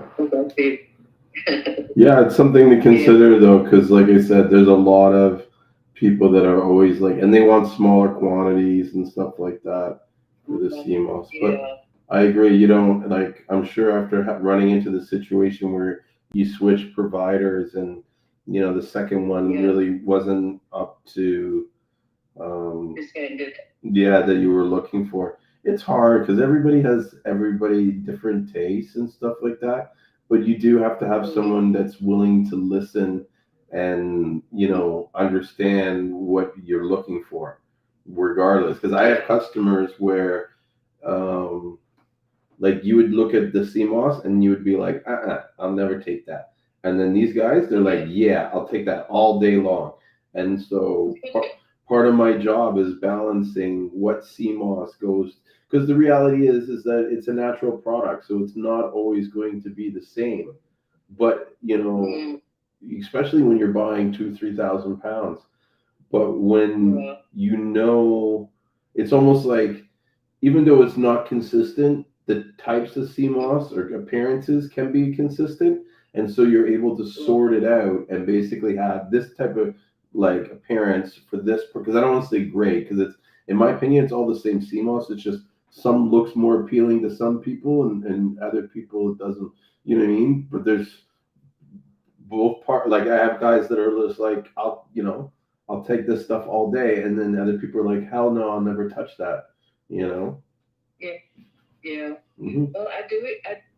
The one supplier that I've got, the initial one, Hmm. when I look at CMOS, it doesn't have that white powder residue.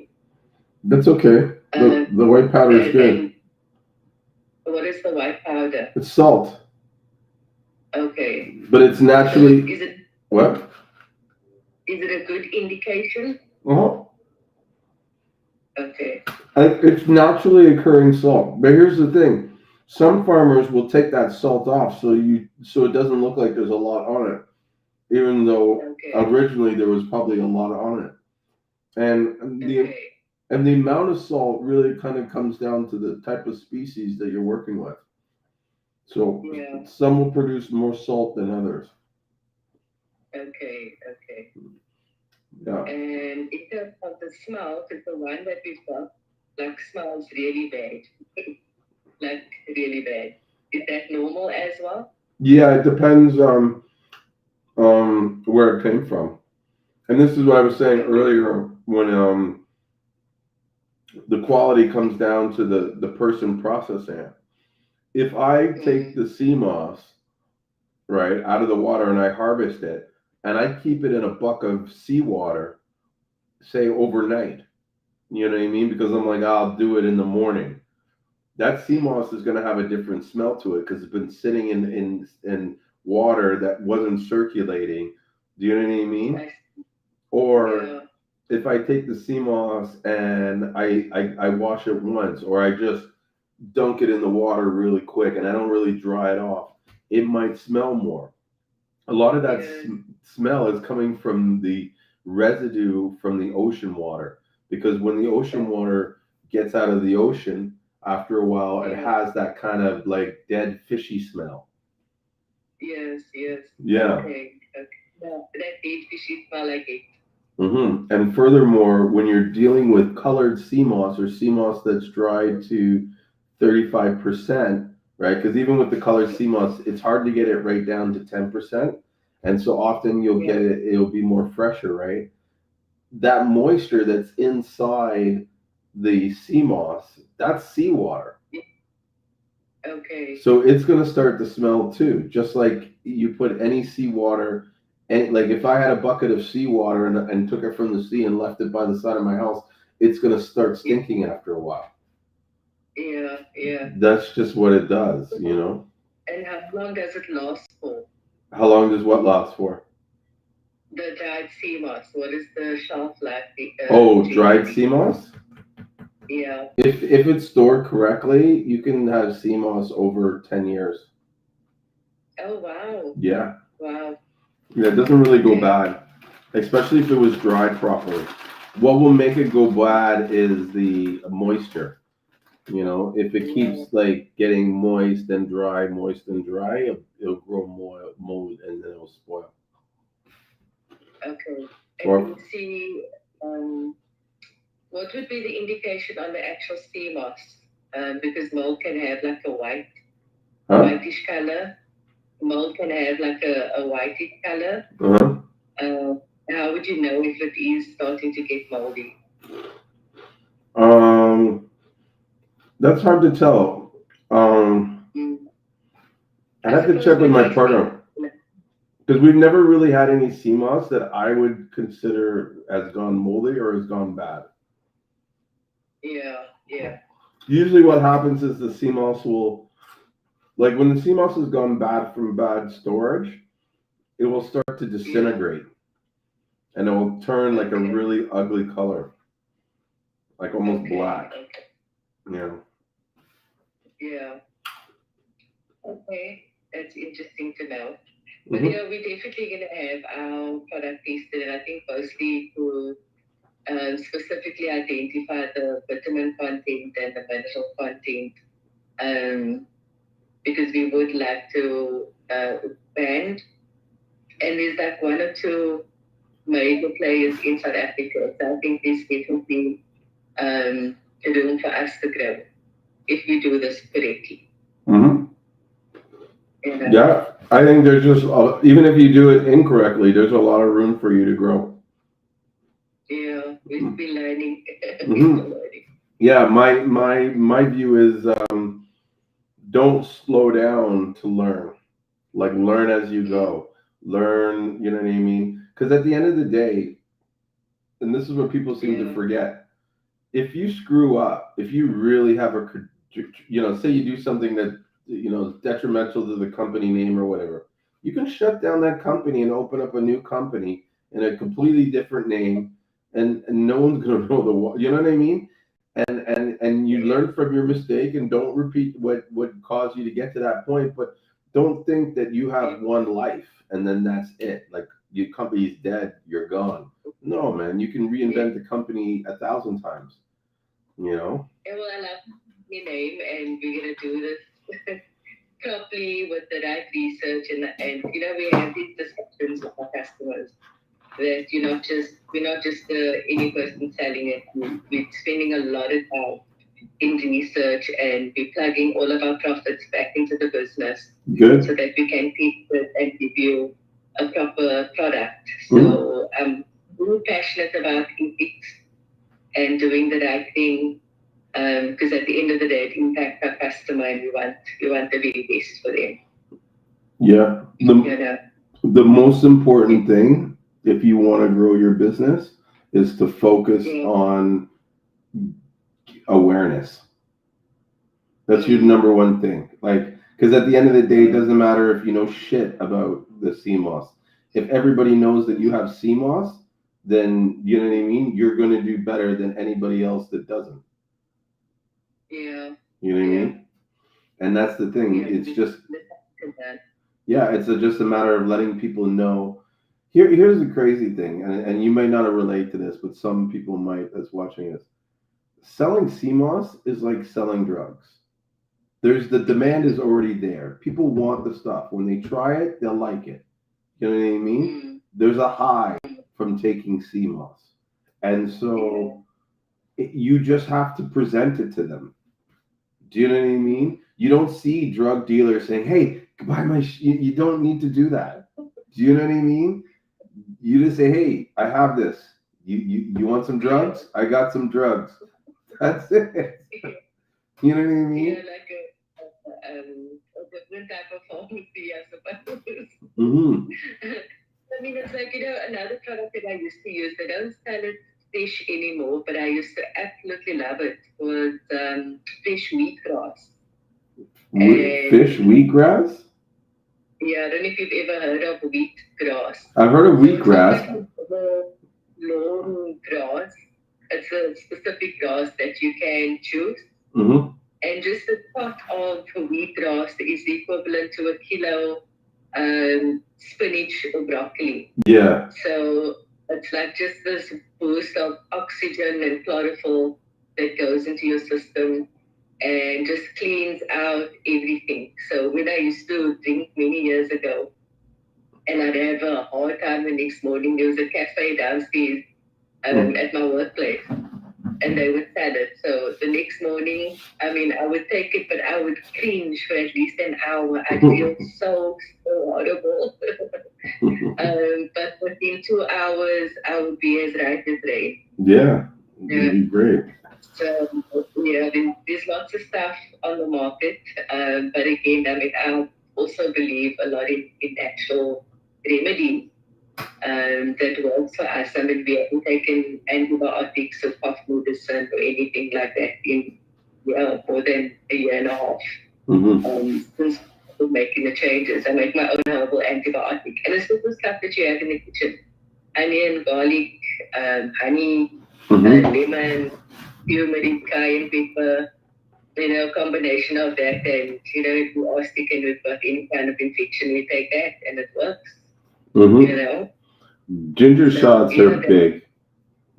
Ginger Sorry? shots, those I think are a big, like, a product that I think is popular. Like, if more people make it, like everybody likes taking these shots, these health immunity shots, these like almost like boosters or whatever you'll call them.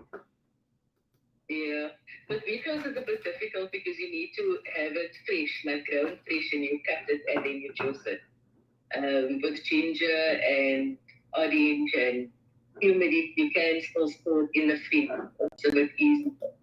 Wheatgrass you have to cultivate, or you buy the powder for, which is similar to before. But I find that the fresh is always the best. Always, always the best. The what? Sorry? Fresh products is always the best. Like the fresh Seamoss. I don't know what your thoughts are on the capsules, like the dried Seamoss. Do you sell that? Yeah, well, we sell the Seamoss powder. Yes. Yeah, I actually have some right here.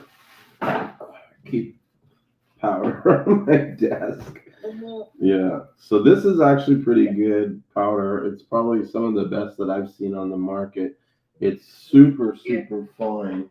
I don't know if I can. Let me see if I can get this little thing. I don't know if you can see this. Oh yes, I can. So you see how fine that is? Yes. So that's just dried out and you grinded it. Yeah, so first they clean it. They clean the sea moss really well, and then they grind it really like fine, and then they run it through like a mesh screen to ensure that it's like super powder, and so like you can see on my finger, it's like flour. Like the same consistency of flour. Really fun. And then how to clean it thoroughly, so it comes out of the ocean. You just use clean water to wash it off. All the residue gets washed off. So at the gate, you have to clean it really properly before you dye it. Yeah, I think they'll clean it probably in river water, then dehydrate it till it's super dry, and then they wash it again, and then they blend it. Okay. Oh, I see. But do you dye it after the second wash as well? Yeah. Okay. So you'd wash it to get any debris that you would like miss or anything that fell on it between the time of the first drying, and then they would be dried one more time, and they dry it in like a dehydrator. Okay. Yeah, so it goes super dry. Awesome. It's been a very interesting conversation, Lucian. So thank you so much. Hey, no problem. Anytime. I enjoy this. I like talking about Seamoss and answering questions and stuff. Like I was excited when you came in because like me talking on my own is probably the boringest part about this show because I'm like into the most like. Pardon? I don't know how you would do it. I would struggle just speaking to myself and off the top of my head. So. Practice, and you can do anything with practice. One thing I always remind myself is that if you can learn to walk and talk, you can learn to do anything. Yeah, absolutely. Like think about that. People don't really appreciate the accomplishment that they make when like you're a baby. You don't know shit. You don't know what the frig is going on. And yet you watch people around and follow what they do and hear what they're doing. And then the next thing you know, you're talking. Do you know what I mean? Like if everybody applied that sort of desire or tenacity to accomplishing what they want, everybody would accomplish what they want. Think about that. Yeah. Because you don't stop until you walk. You know what I mean? If it takes you 2 months, 3 months, 8 months, do you know what I mean? You figure it out. Yeah, you actually, I think sometimes people are forced in that situation. So with us when COVID hit, Mm-hmm. I was still working from home, and my husband was working for a huge flight company, Mm-hmm. airline, Yeah. and that year we had our daughter, and 4 months later he got retrenched from a job that he was working for 20 years. Oh wow, that's gotta hurt. And yeah, I mean, it was a challenge. Fortunately, we both did really well in our finances. So when we left, we managed to pay off our bond. So our house was fully paid. And we made a few investments that we're still waiting on. Mm-hmm. And, we've just that we have to diversify and not just focus on one area because anything can happen. And I think with lockdown, it showed us it's so good to diversify. So one of the other things that I'm doing, I'm actually learning how to do trading as well. Oh wow, So, cool. What kind of trading? yeah, so, forex mostly. So I'm learning to do gold, major currencies. Mm-hmm. So it's been since the beginning of the year, and eventually I got to a stage of doing actual trading now. That's awesome. So he's mostly looking after the household while I'm doing a 12-hour day. With me sitting at the kitchen in the morning, I can't sleep. Just looking at some trades and just again doing a whole lot of research. Because the Seamoss is something that's really a passion for both of us. Mm-hmm. Um, so Yeah. just building a legacy for our daughter, coming from a background of I went to a good school, but never managed to study straight after school. So it was a challenge Mm-hmm. to just find need financially, and we very much on building that legacy for our Yeah. daughter. That's That she awesome. don't Well, face you're the same. yeah. Yeah. Yeah, I was gonna say you're doing a lot of things that help like promote like an independent lifestyle, like definitely Forex. A lot of people don't know this about me, but I'm like really into technical analysis. So I study like crypto and Forex, trade pairs and stuff. Yeah. I'm not actively trading now, but like there was a time where I was, just for fun, but people don't realize like you put your mind to it, you can easily make $300 to $500 a day trading forex Yeah. in a couple hours and have the rest of the day to do other things. It's all how you manage your time and how you just what you decide to commit to. You know what I mean? Mm, That really kind of yeah. determines the future of where your life is. And so like I believe you guys are committing to the right things that will create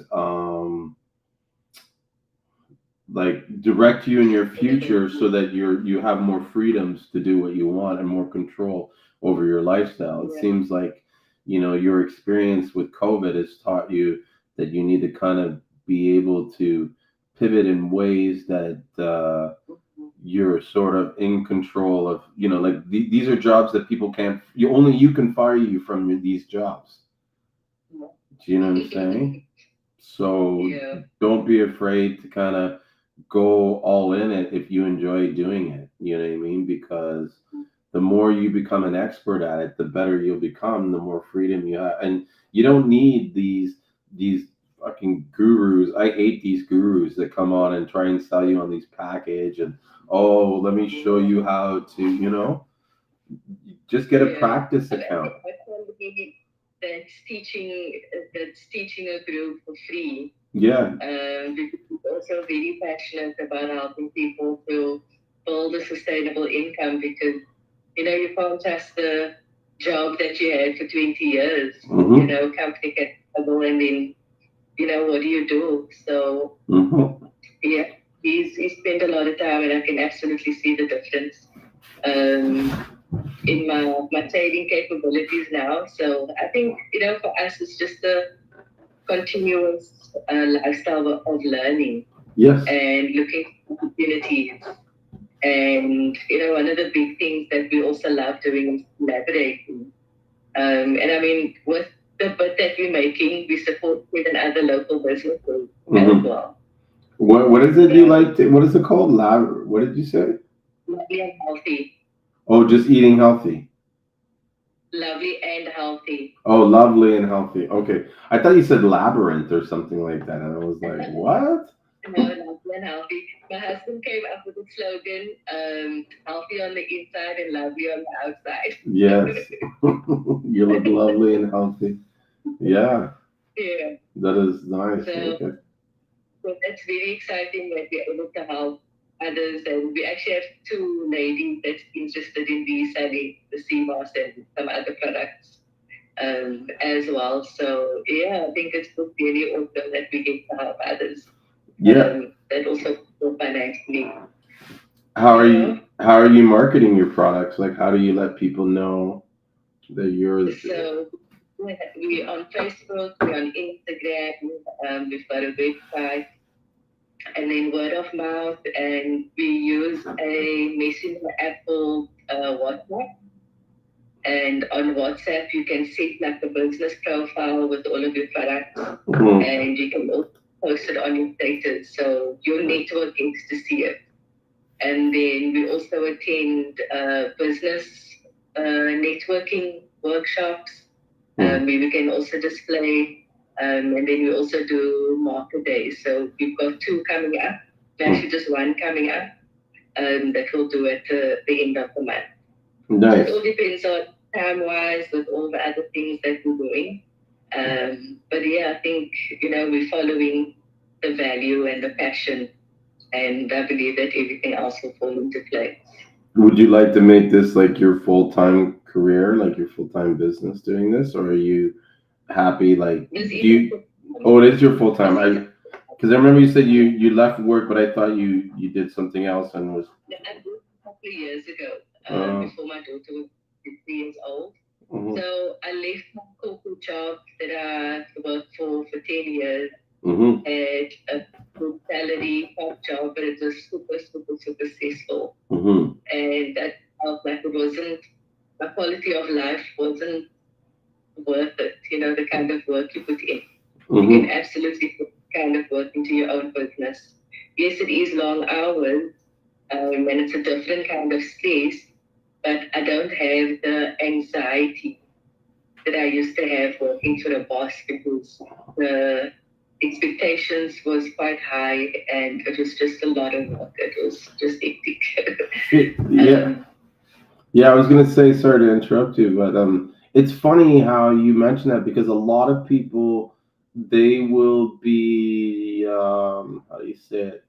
They'll be kind of like afraid to have a business or start a business because they're all like, oh, well, with a job, I'm guaranteed a paycheck and this and that. And then I'm like thinking in my head, like, well, no, you're not. Do you know what I mean? your Like health family anytime suffers. you pardon? Your health suffers and your family suffers. So is it worth it? But not only that, but like the guy could come in and say you're fired today. Oh, we're laying people off today. Or, Johnny, you didn't close the door properly, or you didn't, you know what I mean, do this properly. So we're docking your pay or what like this person is like you're a slave. And Yeah. your whole life is determined on these people. I honestly believe that part of the problem in society today is how we are tied and Being slave. conditioned. Pardon? We've been conditioned. Yeah, not even conditioned, but how we're slave and tied to our jobs. Because a Yeah. lot of times people will do things that they don't believe in or want to or don't support because it will protect their job or mean they will get an advance or some kind of an improvement in their financial position. And that to them Yeah. is more important than, doing what's right and stuff. And that to me is what's wrong in it's kind of like society.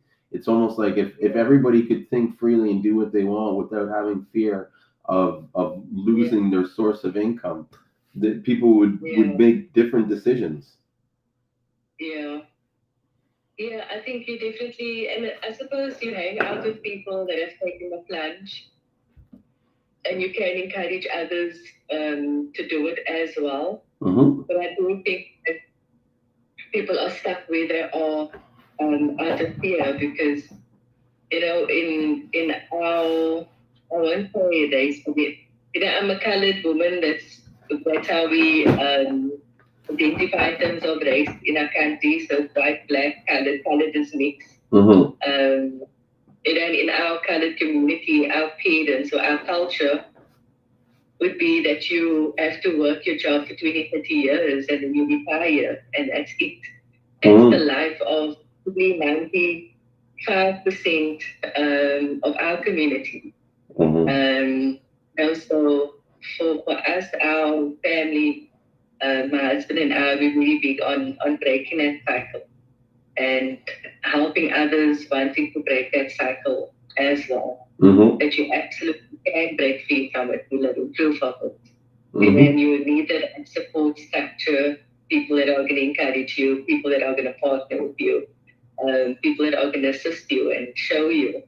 Mm-hmm. Not keep all the information to yourself. Because sometimes people can do that. They don't want to see others grow.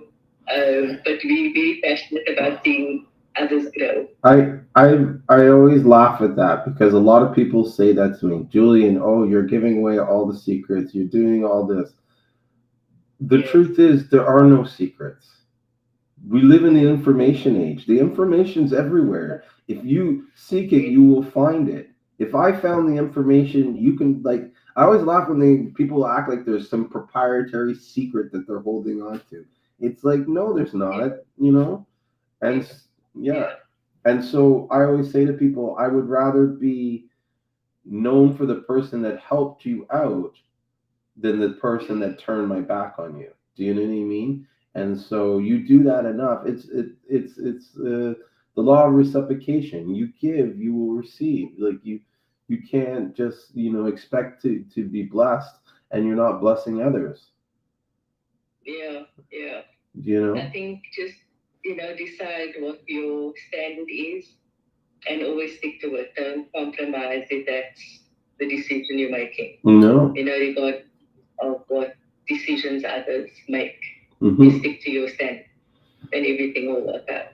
So you've been doing this full time for the last 2 years. How long did it take before you felt that you were in a position that you were comfortable and not, because this must have been a fear, I guess the reason why I'm asking this question is because a lot of people are on the fence about dropping their job and getting into this full time. And I'm always trying to show people, and even in this live stream today, I was showing the numbers of how easy it is to kind of push yourself so that you can make 10,000 US a month or 5,000 US a month. You know what I mean? And so at this stage, we've been living on our savings for quite some time. And Seamoss, the lovely and healthy brand, has really exploded. And in 3 months, we are really making break even. And like I said, assisting 7 other businesses. And our next step is to eventually get to getting a salary from it, drawing a salary from it. What, sorry? But not yet a salary, like your paycheck from the business. A what chip? A paycheck. Oh, salary. Okay, sometimes it's your accent that I find like it's hard for me. Okay, I'll try. It's not you, it's me. So don't worry about it. Don't change. It's me that's having the problem hearing you. Not you. You're speaking fine. Somebody says that it reminds me of that song. It's me. But we are reinvesting our profits at the moment to focus on boosting. But we believing in the next 6 months we'll be able to take a salary from the business. That's awesome. But that's smart that you're reinvesting and getting, growing with the business and scaling and stuff. Because that's another thing that I kind of stress to people is like, you got to decide if you want this a side job or if you want to, make this a real sustainable business that can support you. Because if you are, then it's almost like if you buy 5 pounds from me, the next time you come, you should be buying 10 pounds. Don't keep it the same 5 pounds. Push yourself and see how much more you can sell. You know what I mean? Yeah. Like you got to even ask yourself, like, and this is something I always talk to people when I'm kind of mentoring them, and even with myself, like, because I kind of mentor myself internally. I'm always asking myself, am I doing right? Can I do better? What can I change? And so the thing that's always come into my head is, how much is enough? Yeah. Do you know what I mean? Like you say that you're working hard, but is that enough? Yeah. You know what I mean? Like no one's Mm. denying that you're working hard. Yeah, you're working 10 hours a day, but do you Yeah. really need to work 12 hours a day to make it work? Do you know what I mean? How Yeah. much is enough? How do you know that? You know what I mean?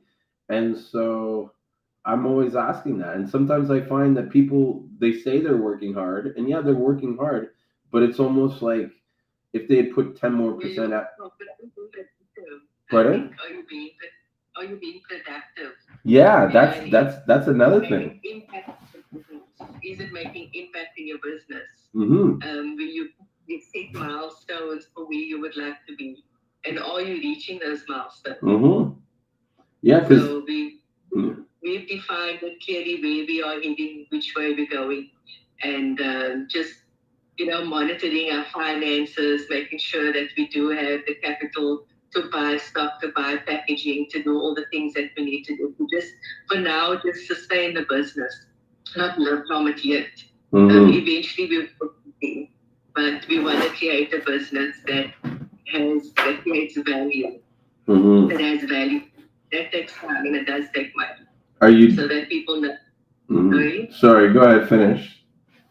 So that Yeah, so when people buy our product, they know that there's a lot of value that goes into it, that we as a business place so much value on it. No. Yeah, the question I wanted to ask you, are you doing any paid advertising? No, not yet. Well, that's not good. Yet. On Facebook and Insta. What? Sorry? On Facebook and Instagram. Facebook, Insta, anywhere. You know what I mean? Whether like sometimes it's even like a newspaper. You know? Yes, she just finished paid for our website, and that we could pay from our business. Completely funded it, and we've bought stock now for the fourth time. And we're still in profit, and so it is going well. And I think the first step for us is the testing. So that's where most of the money is going to go before we get to really exploding in marketing.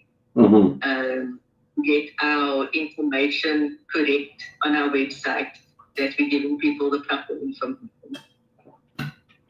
Okay. Well, don't spend too much time on it. Okay, I won't. Yeah. I'll try not to. The reason why I say that, right, is because a lot of times we spend a lot of time trying to perfect something when you'll never get it perfect until you get out there and start doing it.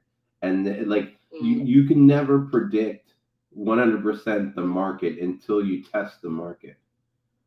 Do you know what I mean? And so like I've had friends that I've started in the same, like we started together at the same Seamoss, like the Seamoss business, and the only difference was I just set up something simple so it worked and then took off and just try to push it as hard as I could and made adjustments on the way, whereas they were kind of like, always in the process of they were always spending time revamping their website. Oh, I got to adjust the website. I got to, listen, they don't care. You know what I mean? Like have some decent pictures, have a decent price, have some reviews, and a way for them to contact you. That's all you need. Okay. Do you know what I mean? Okay. Everything else can be done over time through feedback based on the clientele that you attract or who you most want to work with. Do you know what I mean? Like you gotta take a look at my site and ask yourself, what makes you want to buy from me? Do you know what I mean? I can tell you right away. You'll see it. Authentic pictures. The Seamoss is coming from St. Lucia. There's reviews right there on the site. You can't miss them. Do you know what I mean? That's probably the biggest thing that I see that's lacking on the majority of sellers' websites is they don't have a review section. Yes, yes. We will have a review section. Okay. As well, and we've got quite a bit of feedback that we can definitely post on our website. Mm-hmm. But already we have, even our customers are promoting us. Yeah. And we just lady that bought from us, and she got 2 of her colleagues to also buy from us. So yeah, I think it's also just building that relationship with your customers. Two things. Sometimes too. Two things you, sorry to interrupt you, but 2 things you might want to consider developing just on the back end and like have it on your shelf for when you need to pull it is an affiliate program and a small business starter kit. Because here's this person coming and bringing customers to you. In some ways, you should kind of eventually pull them, like let them bring a few customers to you first. But once you're looking at it and you're making some decent money, it's almost like your obligation to go back to them and say, hey, let me set you up so that you can run this business. And then you make money from them making money for themselves. Yes. So we definitely want to do affiliate marketers. Yeah. And I'm thinking of doing like a like a package with the Seamoss, the gel, the raw, the olive oil. We sell the raw honey. We also sell the castor oil. Mm-hmm. And then I actually made my own oil specifically for people that have had fractures or torn ligaments or anything to do with the bone and your ligaments. Oh, wow. Because a fracture in my foot last year, twisted my ankle and fractured my foot on the side. Oh, my God. And I was still experiencing some pain months after it, especially in the cold weather, Mm-hmm. or if I'd be walking quite a bit, and just researching some herbs and just put some stuff together, and I used it for 2 days. The pain is completely gone. Nice. Completely gone. What are some of the herbs that you put in it? Country tincture and cayenne pepper, there is castor oil, olive oil, and black seed oil. Oh, wow. And that combination that worked amazingly. Mm-hmm. I never thought that, yeah. Like, I'm familiar with all those, I never thought of a combination like that. I thought you might have, like, arnica in there. A meal, and she says that cayenne pepper like exponentially boosts any herb that you add with it. Mm-hmm. And I thought, okay, let's do the combination, apply it on the area, because castor oil penetrates as deep into your organs. It gets really deep. Mm-hmm. It means that the castor oil will be able to penetrate back into the bone. Oh, wow. And deliver the comfrey, which helps with holding your bone again and your cartilage. Mm. That's interesting to know. I'll do some more research on that. My foot, it feels a lot better. I made an ointment which didn't work too great, but my friend used it anyway. Mm-hmm. I had too much grease, but it was really hard. So we just took the blow dryer, heated it, and put it on his foot. And he said it's working amazing. He can actually feel the relief in his ankle that he twisted months ago. And so that's why I said there's a lot of home remedies, home stuff that one can use. And we're absolutely keen on changing that and just helping people to live get a quality of life back. Mm-hmm. Because sickness and disease does have you. Yeah, and affects your mental health and all other kind of things. You can't work, all those kind of things. So, yeah, I'm excited about that one. We definitely want to get into the sports space, with sports people having injuries, battling to recover. I think that this kind of product will be absolutely amazing. Yeah, no, there's huge market and all those stuff. And I was thinking, like, as you were talking, I'm listening, and I'm like thinking, like, there needs to be more of these companies that are creating products from like natural and simple ingredients. You know what I mean? And using some of our like ancient or long these sort of practices for herbs and stuff like that we've been having for many years. Like we don't have enough products like that out there. Everything's all processed and sort of petrochemical based and stuff like that. Yes. Yeah, so everything I use, try mostly to use organic and natural products like the castor oil is clean, olive oil is cold pressed, the cayenne pepper is also organic. So yeah, we try as far as possible to use all natural stuff because that is what helps your body. All the natural nutrients that's in you. Yeah. No, for sure. I even think there's definitely a market. Something I got to see how, because I have a health food store, and it's like what I see a lot when these people come in the health food store. It's like there's a lot of people that want to. Well, there's two types.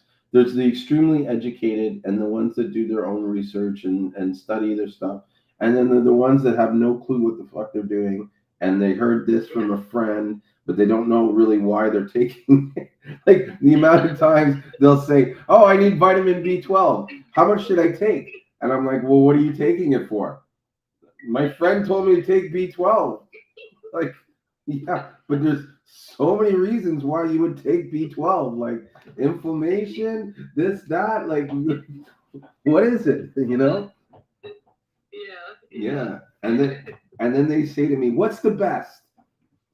The best for what? Like, what do you mean? What's the best? I hate that question. What's the best? Everything is the best. Like, you know what I mean? Like, what do you mean? Like, the best to eat or the best tasting? You know what I mean? Like that, like define it. But to say what's the best, like, okay, I have to go out and test every single medication that's in this category. Just look at Yusuf. Just give him some Seamoss.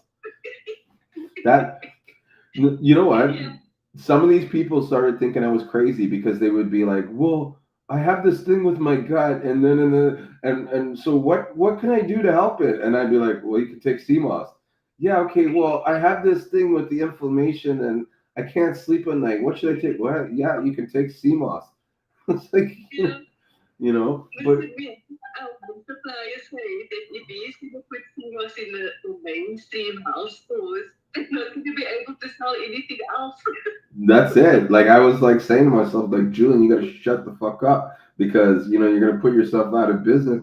Because some of this stuff, like they'll sell probiotics $30 supply for $75.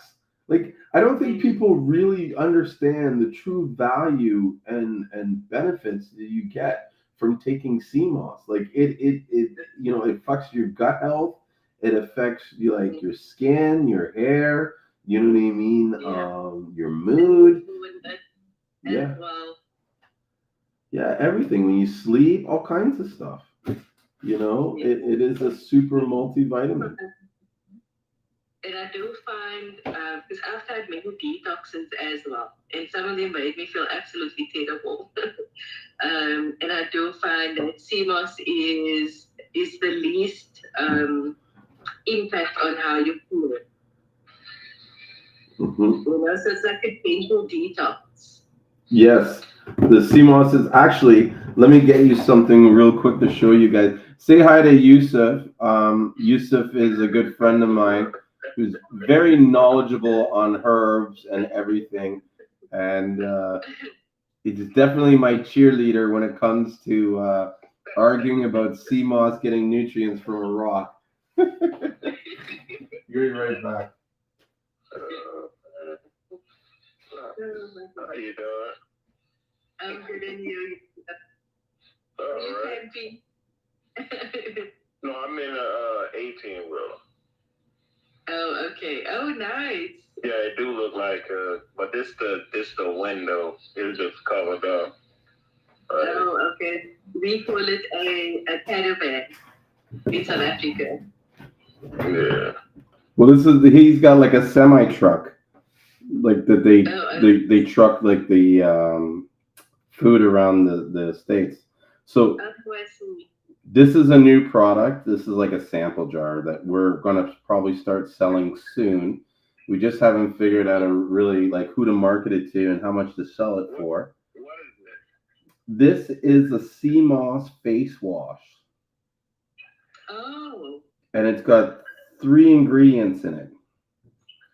It's got What's that? Seamoss gel, water, and colloidal soap.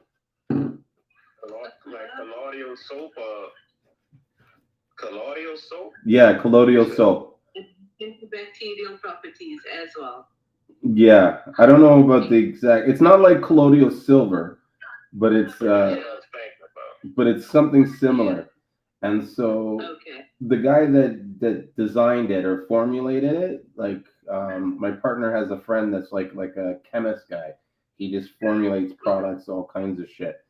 And so he said the colloidal soap, what it does is it acts like some kind of hydronic acid or something like that, and so it'll peel a layer of the skin away and allow the sea moss to penetrate deep inside.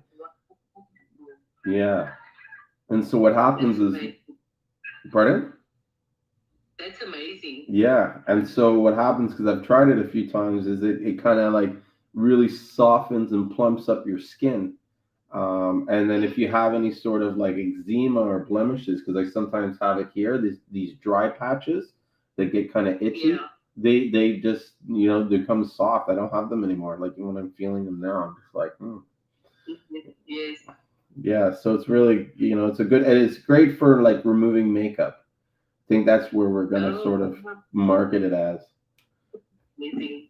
because it's Because actually, because of the acid reflux I used to have, yeah. is there some who can, I mean, a chemist.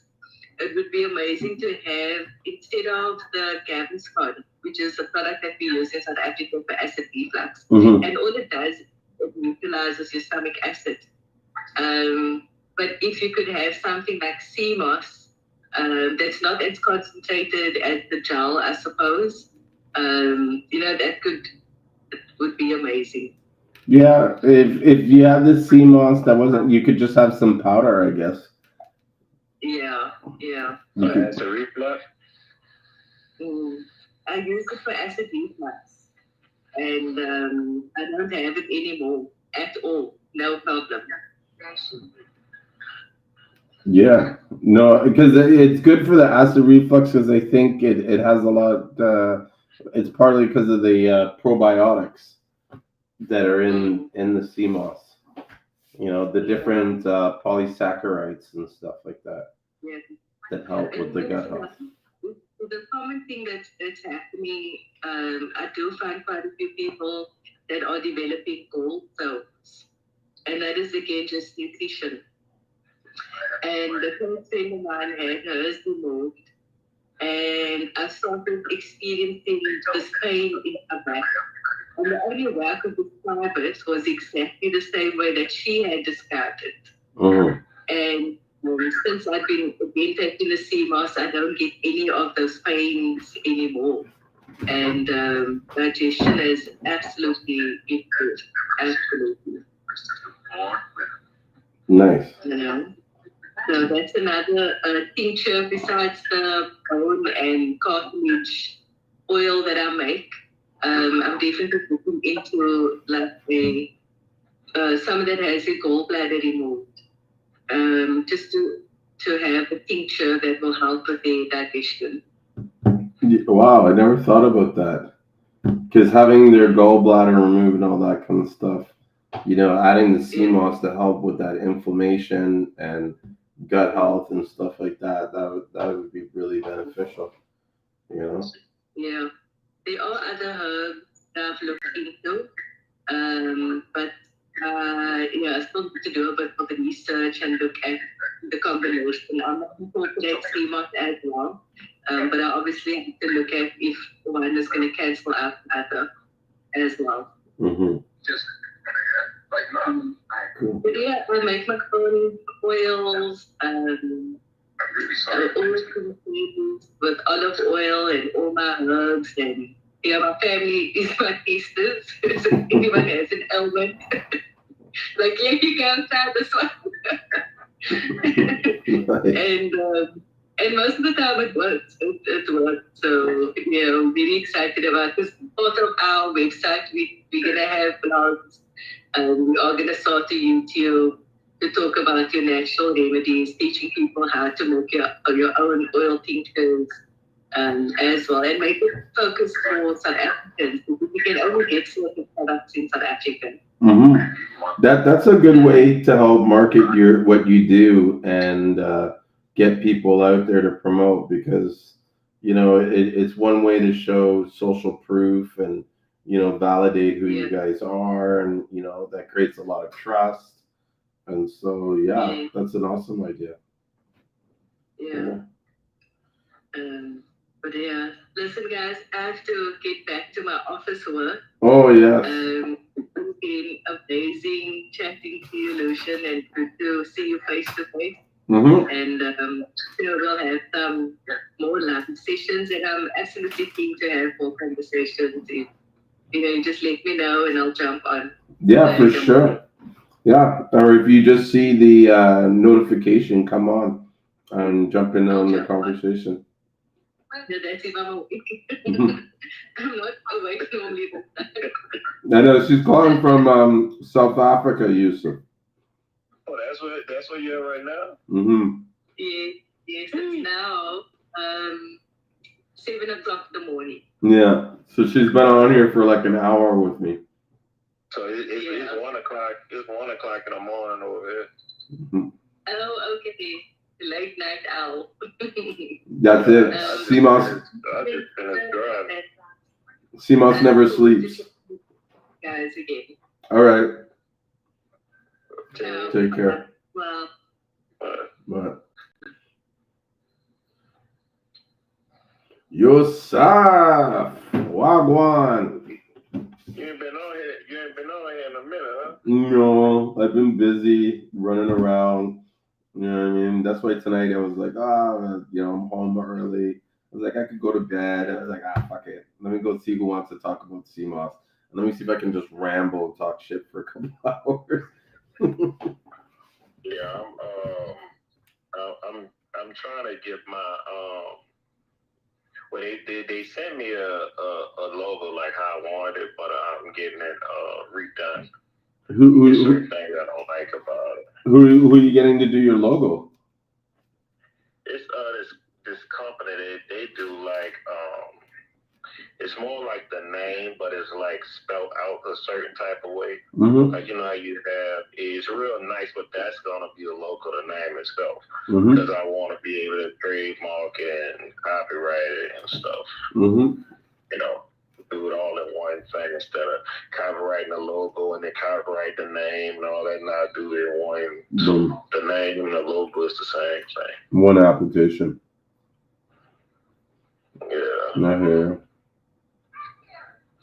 What are you watching? I'm trying to. I'm getting into magnesium lotion and magnesium oil. And like magnesium flakes. I want to sell those to people. A lot of people don't know anything about magnesium oil and soap and lotion and stuff. Or the cream or the gel. Yeah. We sell that at our stores. Magnesium's a great product all around. You know what I mean? Like you can take it to help you sleep better. You can take it for your muscles recovery. All kinds of shit. I'm sure you already know this, right? Yeah. The only it's kind of expensive though. The oil is kind of expensive that I'm looking at. I think it's like $5 or $4 for 4 ounces. Wow. But like for. I was gonna say, how much do you really need though? Yeah, I know. That's the thing. Like most companies that do that, and this company is all natural stuff, but it's the minimum I think is 1,000. Mm-hmm. You know, which is high as hell. Yeah, but how long will it take you to sell that much? Probably not that long. So then it's not that high as hell. Well, you think that, You fell into that one.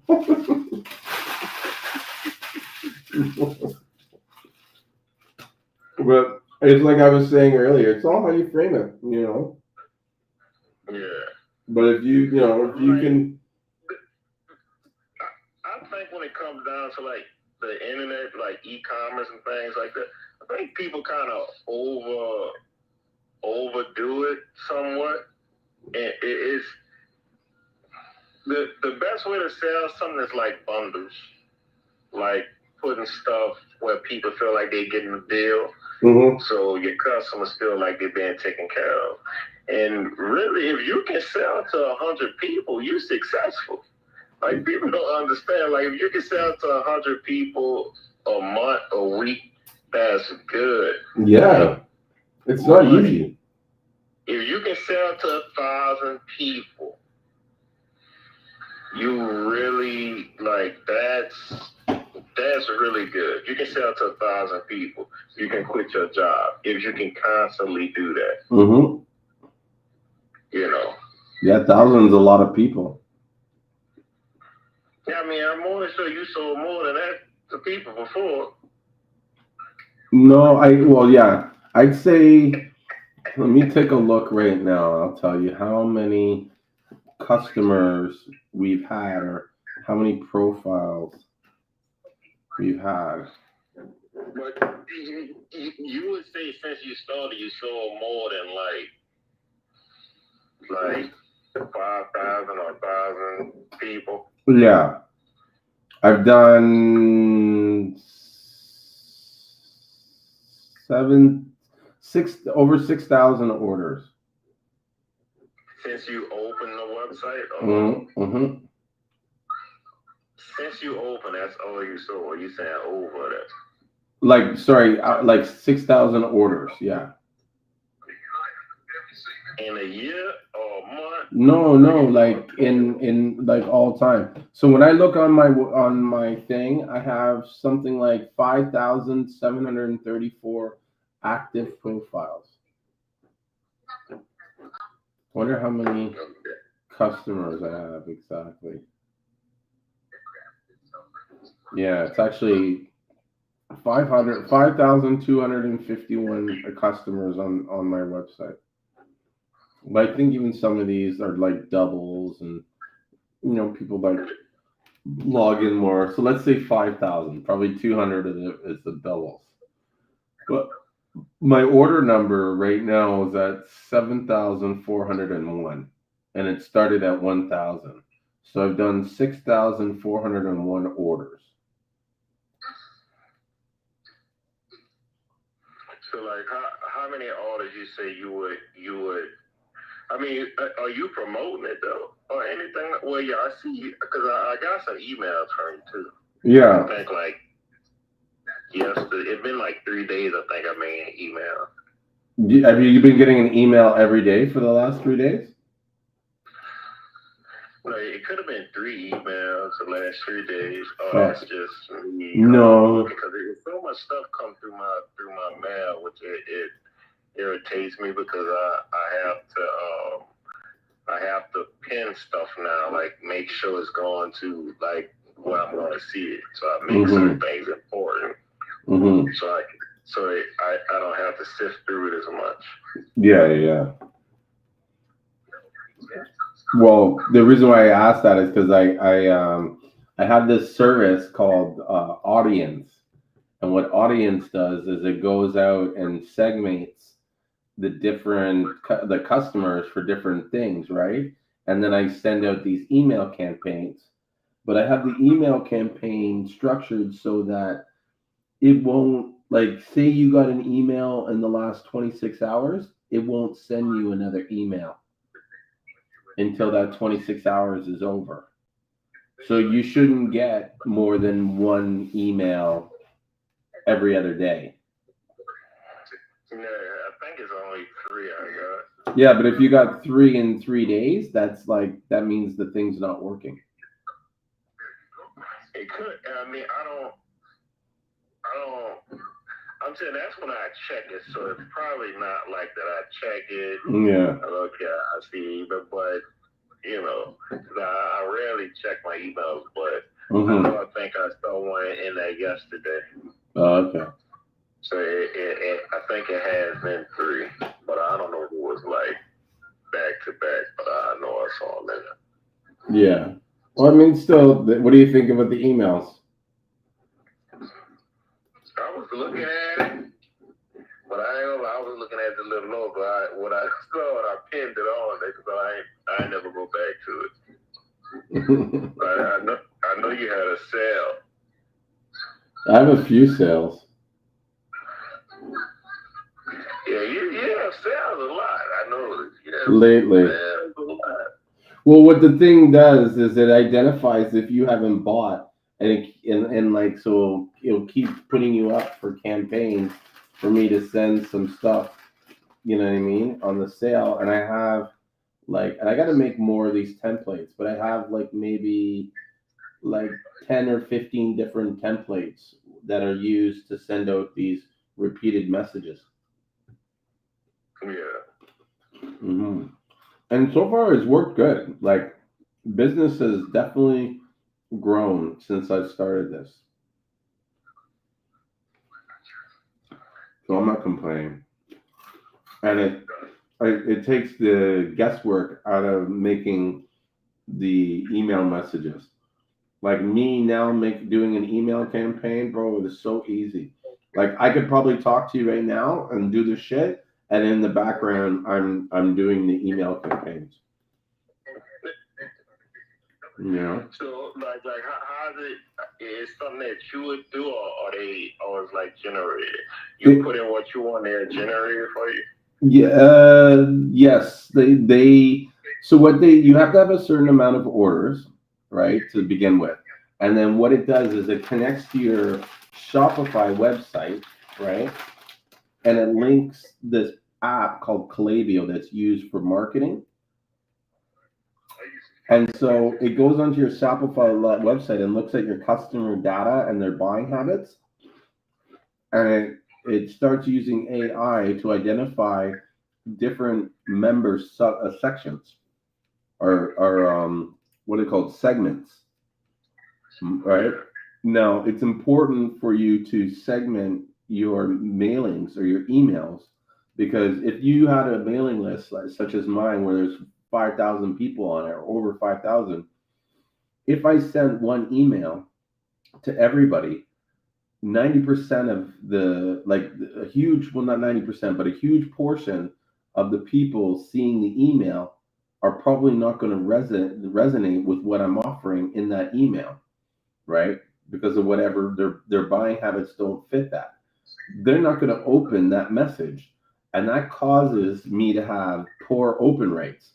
If I continue to have poor open rates, then Google and all these other services will just automatically file me in a different section where I can't be seen, right? Because they think, oh, this guy's just trying to sell something, and this person never opens up their email.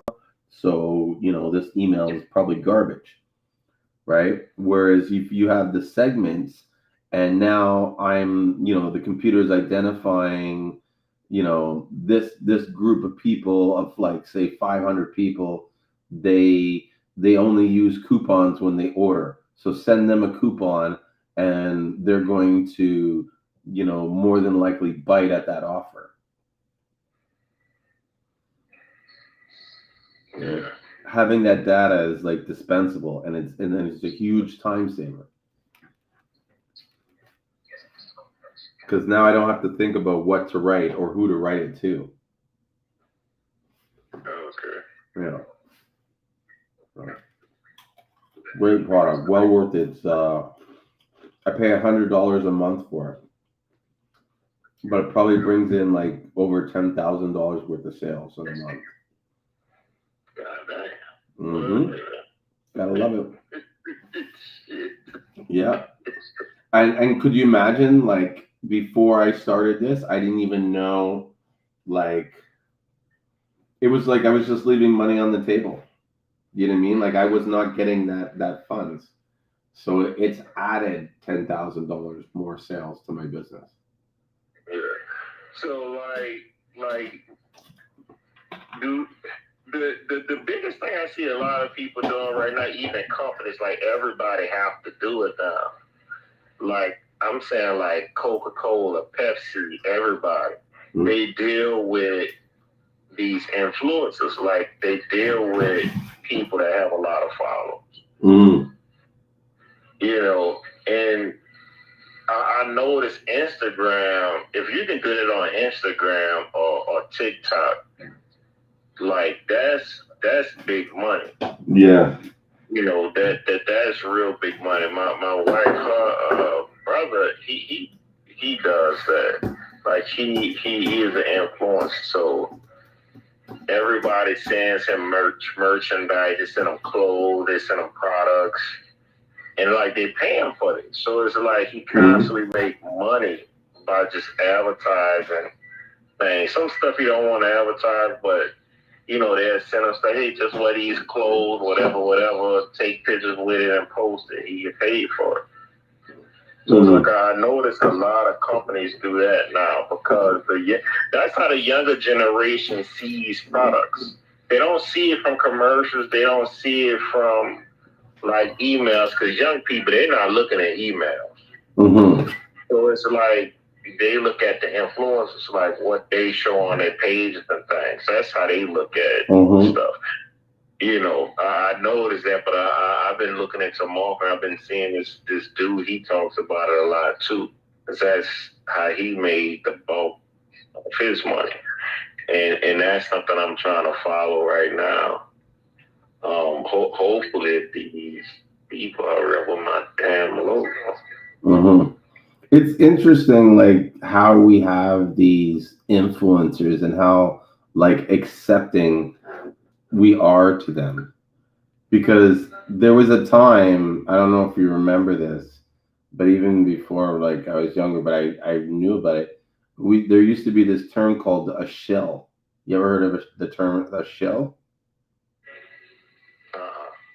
So my understanding, I could be corrected wrong, but a shill is basically someone that's hired to go out in the public and recommend a product for someone else, right? Yeah. And so it's kind of like you own a restaurant, you pay me, and I go into a public place and I say, hey, I had the best meal at so and so. You really need to go down there and eat there, and blah blah blah. You know what I mean? And sometimes the restaurant would be shit, right? But they're paying people to give fake. It's basically giving fake reviews.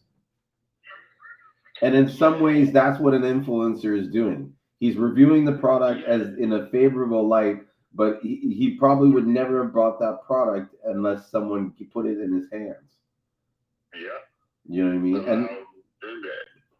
And that's the thing. This is where we've been conditioned over time now, where it's like, we don't want to try something unless we know that someone's validated it.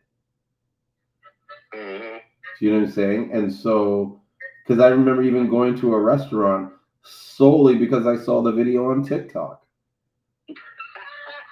Seriously. And the food looked decent. And she said it was, and I mean, the food was okay, although they didn't have the deals that they said, like, it wasn't exactly how it was prescribed on the video. You know what I mean? They always overhype it. And I realized, like, who's going to come out there and say this, who's a paid influence and say this product's shit? If it's shit. That's how a lot of restaurants do in Texas. Like it's they promote on Instagram like crazy. When you go there, it's trash. Like completely trash. I believe it. But that's how most people get their information. I don't really like that because I think it's stupid. I feel like if you're like promoting a product, at least try the product and give a real review. Or if you don't deal with it, just don't do it. You know, I mean, because if I was doing it, I wouldn't accept anything. It's like, nah, if I like it, then I'm gonna talk about it. But most of the stuff, like, I don't know, because like I try everything. I try so many products, and it's like I ain't gonna talk about it. I ain't gonna do no review, but I'll tell somebody about it if they ask me. I never do like, you know, review and things like that. I leave something if something was horrible, like restaurants, so I leave them a nice review. Nice review. If it's horrible. I don't really leave bad reviews. But I laugh sometimes because I've been, how do you say it? I've been online for a long time. And I used to be in a lot of like social groups and you know like you remember Yahoo groups and shit like that. And so I'm so happy that's gone. Huh? I'm so happy Yahoo group is it gone? Oh my gosh. The spam that used to come from Yahoo groups. Oh my gosh. But I used to do Yahoo groups. I remember I was in a group. This is how fucking nerdy I am, okay? I used to run what were they called? It was called some server, but I think it was like a hothouse server or a hot list server. And basically, what it was a bunch of files that I had downloaded, and you can come onto my server and this is before they had BitTorrent and stuff like that. Yeah. Back when you used to pirate files and stuff like that. Yeah. So I used to go on dial-up and download these files and movies and stuff and store them on my server and have it so that people could come onto the net. Like they could come on, they log into my server and go on and download files. But in order to download the files, you had to basically go through this like script that I would make. And through the script, you would have to join some kind of advertising program or something like that and run ads on your computer. And then I would make money off the advertise. Like I had something like 3,000 people running ads and stuff like that. And I was making like, you know, not much, but you know, probably about 500-600 a month. Huh? I hated that type of shit. Yeah. I know exactly what you're talking. You'd be like, man, why I got to do this just to download this? Or why? I hated that shit. Oh yeah, but that's how we made our money, man. Man, you know how many programs I got like that? Got ZBrush. I got like I had like so you know the special effects in movies? I'm talking about all the special effects. Yeah. I downloaded every single thing. And I end up selling my computer. I had like the program that does the special effects. I had like which you use what is that? Adobe. Adobe, but the effects is made from a different company. It's After Effects. It's Action Essentials, and they have like blood splatter, like gun shots, and it's all type of stuff exposed. And I used to download that type of stuff. Like I downloaded. I used to keep like the games on my service, like all of the games, so people can download those. But I used to be on the internet back then like crazy. I never bought Bitcoin when I should have. Oh my God. I know. I remember too when they were talking about mining Bitcoin and stuff. And I'm looking back, like if I had known that they meant like the computers were doing the actual mining, like, oh man. I should have just bought $1 worth of Bitcoins. I'd have had like 600 million right now. Wow, 600 million. That's a lot. That's shocking. Jeez. But man, I'm just watching Hey, this. don't you know don't you know somebody that make the Seamoss soap, right? I know a few people that make Seamoss soap. Why?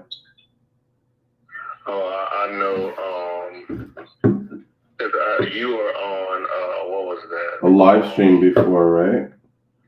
Yeah, it was on Clubhouse. Yeah. Clubhouse. The girl was from Windsor. I was just talking about her today. It's funny you bring that person up. Is that what you're talking about? The girl that made her own soaps and the lye and stuff? No, not her. But yeah, I still have her information. She makes her own soap, and she was talking about the mushrooms and stuff too. I think. Yeah. But I think it was somebody else that made the soap, and they sell it. You know, they sell it so you can like sell it and stuff. So I was just looking for somebody. Yeah, that can do that. To do the resale. Yeah. There needs to be more of a more businesses like that like their job is really to supply the other businesses with the wholesale products, especially doing like drop shipping and stuff like that. Yeah. You know. Yeah, I've been checking out this company called Trace Minerals. I've been checking them out. Trace Minerals. You need to look them up. But I get a lot of my minerals and stuff from them, but they make different things like skin products and things as well. Oh, nice. Never heard of them. Yeah, that's I use them like when I make Seamoss, I still add extra stuff to it. They minerals is from natural water, like seawater and stuff like that. Mm-hmm. Natural sources. Yeah. But yeah, you ought to check them out. But they do private labeling, which I was talking to them today.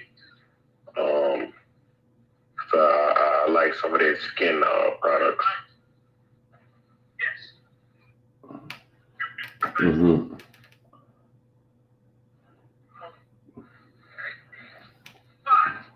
What are you watching? Oh, Cowboy Bebop. Huh? Cowboy Bebop. What the hell is that? I never heard of that. You can hear it? No, never heard of that. Cowboy Bebop? Yeah, it's an anime. They made it out of a live action on Netflix. But the live action dumb. I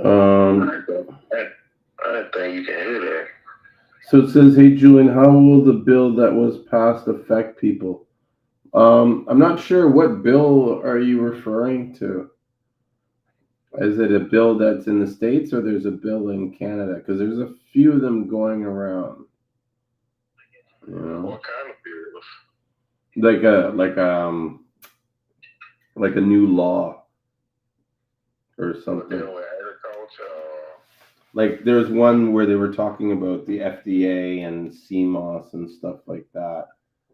I know there's that one in the States, but in Canada, we're actually going through a unique situation right now where a lot of people are starting to freak out because it means some drastic changes to the supplement industry in Canada.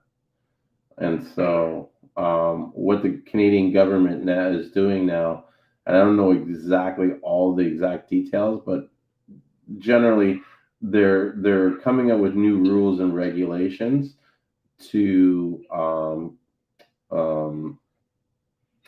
regulate the supplement industry.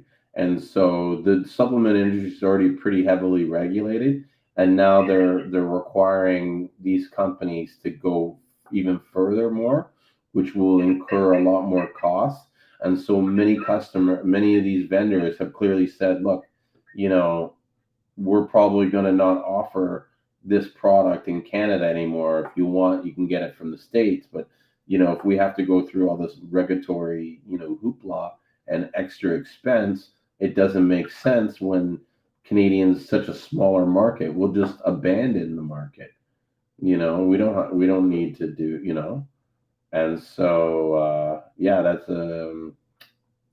it's a pretty serious situation there because it could mean like I think 30 or 40. They're saying about 30% of the supplements could be off the market by next year, like a year after this bill is passed. It's some stuff they try to make illegal. That's just ridiculous, though. Like Like some herbs, I don't understand it. It's like simple stuff. It's like, oh, we don't want to sell it. Oh, you can't sell that no more. But yeah, I mean they come up with these fucked up rules. A lot of times they don't even know what the hell they're doing. When they make these rules up and stuff. it's like, what is that? Bitter melon. Bitter melon is considered poisonous in Florida, but it grows all over Florida. Mhm. And it's not poisonous shit. It's a bit of you can eat it. You can make tea. It's real nasty. I can say that. So tastes like poison, but it's good for you. But in Florida, they don't want it down. They don't want you to sell it. They don't want you to do anything with it. Mhm. Look at Plant B Fitness is here. I can't stay on here too much man, later. you need to check out this thing called Smart Cup. Smart Cup? Smart Cup. Check it out. It's this guy. He came up with a cup, and it's just an empty cup. You add water to it, so the supplements and things is printed in the cup.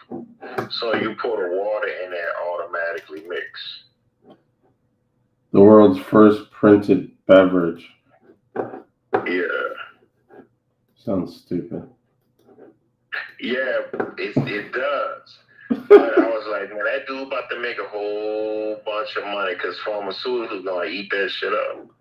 You don't Yeah. have to do the pill, just pour it in the cup, water in the cup, and let the people drink it. Yeah. Interesting. It sounds real stupid, but it sounds stupid. It does. Like, look what it is. It's like a cup with a little filter on the bottom or something like that. It does. It sounds real stupid, but it's like you just add water to it, and it's a alcoholic beverage, or it can be whatever it is. Like you Really? But I don't know. I can just see that. I can just see them doing other things with that. Mm-hmm. Yeah, I could see something like a medicine thing. Yeah, I think it's stupid, but smart at the same time. Mm-hmm. Let's see how they're sustainable.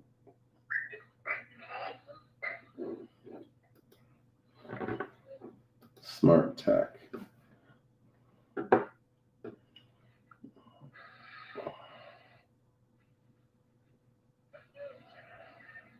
That's interesting. But this would be cool to have like a Seamoss cup. Do you know what I mean? Yeah, like I was just thinking, I was like, man, that'd be tight if some type of herbs can be printed like that, or teas or whatever. Mm-hmm. Well, it'd be cool to have something like an active hangover relief drink or something like that. You know what I mean? You just add water. That'd be real tight. That'd be real nice. Because like whatever you do, it's got to be something that how do you say it, solves a problem. Yeah. You know what I mean? Or else why are you buying it?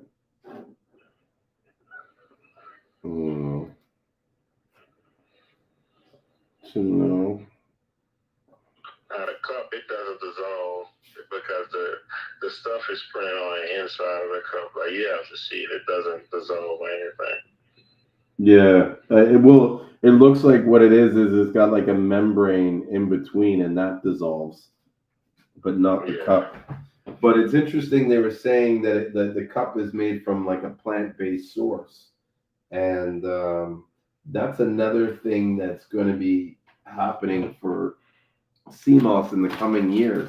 Is that they're making a lot of they're doing a lot of research into building bioplastics using Seamoss. Yeah, you can use Seamoss for like you know how the sausage have this membrane over it. The who? Like when people, you know, when people have sausages, like breakfast sausage. Oh, the casing. The casing. Yeah. Yeah. Yeah. So they have some stuff that this vegan stuff that when they're making like fake sausages and they use that type of like seaweed gel or whatever to become that like casing on it. Mm-hmm.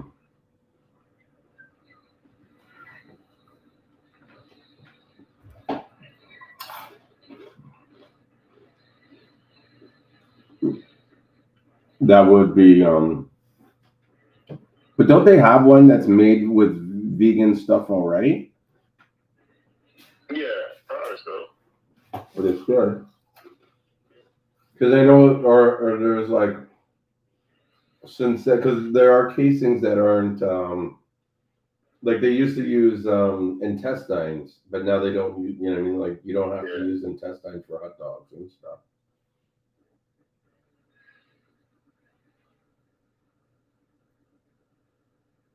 So, whatever. But I actually think I'm gonna have to pull the ripcord tonight because it's 1:44 and I still have to get up in the morning. Yeah, same time.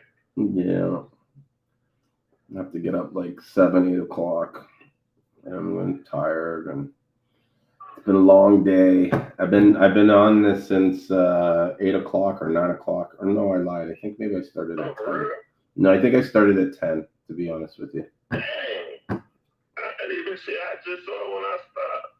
Yeah, let's see. Does it say? Yeah, it's at least 2 hours. I'm at the 117. Okay. Yeah, so we've been doing it. No, it's got to be more than 2 hours. You know what? It's probably gonna like, how do you say it? It's gonna end soon because it's probably more than the 17. Okay. Well, all right, man. All right, bro. I need to wake up. Yeah. They got like 9 hours. I gotta get at least 8 hours of sleep. Mm-hmm. Maybe I'll try and come back, do this tomorrow earlier. Hey, are you still holding any XRP? No. You haven't been following it, have you? No. What happened? So the SEC, they won the case on the SEC. The SEC lost. This was on the around the 14th, and the stock, the coin jumped up from 47 cents, or about 40 something cents to 95 cents in like one day, and like a matter of a few hours, and now it's trading at 80 cents. So I've bought a lot of coin at 39 cents and 30 cents, like back when it was like cheap, and I've been like waiting for this day. They stopped letting us purchase it over here though. Oh, is that what happened? Yeah, so we couldn't get it over here at all. That's too bad. Look at this. Back in March, it was 37 cents. It was even cheaper. December, it was like 30 cents. XRP is on the blow up. Like, you hold on to that. Oh yeah, no, XRP is a good long term play for sure. Yeah. You know, because of like I like it because of what its use cases for. You know what I mean? It definitely has.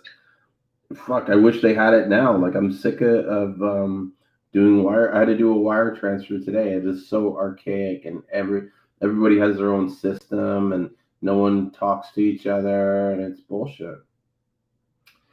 So you had to do a wire transfer with what? So I had to send some money to St. Lucia.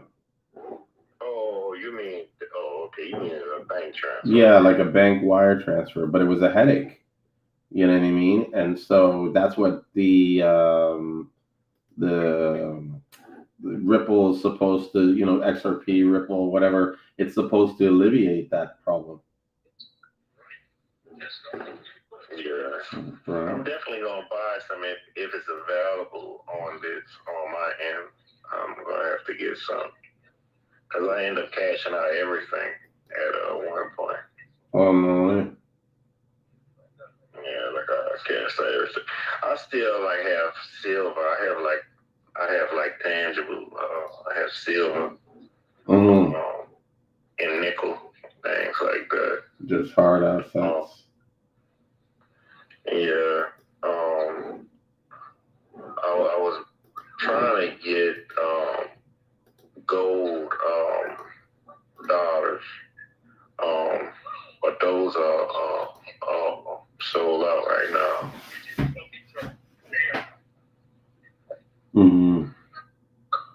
It's hard to get the gold. Man, I ain't gonna keep you because we about to start talking. I know. I do that all the time, bro. You know what I mean? So. I got some shit on my mind. I need to pick up. Yeah, I gotta start rolling right in. No, I gotta go because it's like, fuck,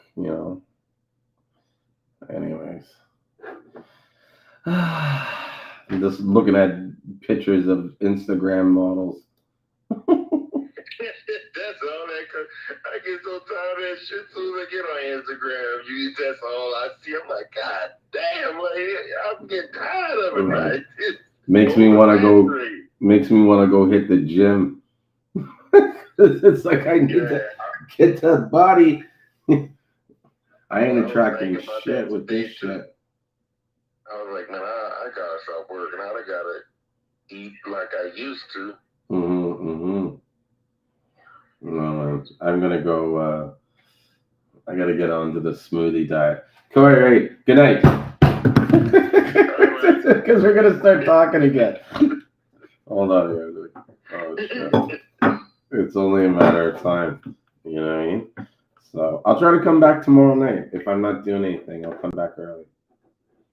Oh, I see that. I see that website you got pinned to. That's a good website. Yeah, algbase.com. Because earlier I was talking to people about how they need to do research and, know like where to get, information. Oh, look at this. People were commenting me and I couldn't even see it.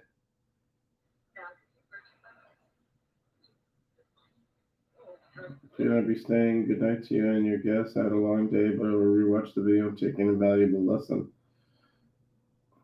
Yes, thanks for shopping with us. Someone found me on whatchamacallit, on YouTube. Because I stream this on YouTube. But I'm actually going to start doing. I've been talking about this for a while, but I really want to do it. Is I want to start my own sort of like YouTube channel and call it like Seamoss Life. And in the show, it will document all my trips to St. Lucia and the people that I meet and who I hang around with and stuff like that. And so I got to really I think next trip I'm going to really sort of plan it better and organize it and have people lined up where I can like officially go meet them and stuff. Because bro, I know a lot of people like in the industry and stuff. You know what I mean? Like last time when I was there, I met with people from the Ministry of Commerce, Ministry of Agriculture. I met the guy that's in charge of all the Seamoss. Got to sit down with him for like over an hour and just shoot shit on Seamoss. And I didn't even record it. Like we just sat there and talked about the Seamoss industry, other countries, where it was going. I met the original Seamoss farmer ever, like the first ever Seamoss farmer in the world. Motherfucker gotta be old. Yeah, well, he's not that old, but that his name is Philip Simeon, and so there's a YouTube video on him where it's like on a newscast where he does an interview, and it's like from the early '80s and shit like that, with him doing the Seamoss, and he's like, I met him just like, bro, I was walking in St. Lucian, this town called Labrie, going to the farms to check this my friend Seamoss farm, this guy Tommy Lee, and he hits me and says, "Yo, you see that guy there?" He's like, "That's the original Seamoss farmer." And I look, and I recognized him, and you know what I mean. And sure enough, it was him. And so we sat and talked, and he brought me. I was with this other company, some friends of mine. I don't know if they want to be mentioned, so I'm not gonna mention them. But we went there, went to his house, hung out at his house, like talked Seamoss. He told us his whole life story, how he got started in it, all this other crazy shit. Like, yeah, it was a really good time. So my point in saying that is like, you know, I could do this Seamoss show and have some pretty interesting guests come on and talk about, you know, some deep stuff when it comes to Seamoss. Yeah, That's cool. Yeah, I gotta Nobody go. else is doing that either. No, nobody. No one can do it. Not too many people have access to this kind of, you know. Yeah, they don't even show you like how they process the Seamoss and things like that once they take it out. No, no one wants. No one wants to show it. Like they only want to show it going from the water into the boat with the rock on it. But and bro, the biggest, sorry to cut you off, but the biggest joke is I've been there when some of these guys are making the film, and if you were to uncrop the photo, you'd see the fucking farm, the sticks right in the background. Yeah, you know, I laugh. It's just like, it is so much easier to tell the truth. Yeah, and it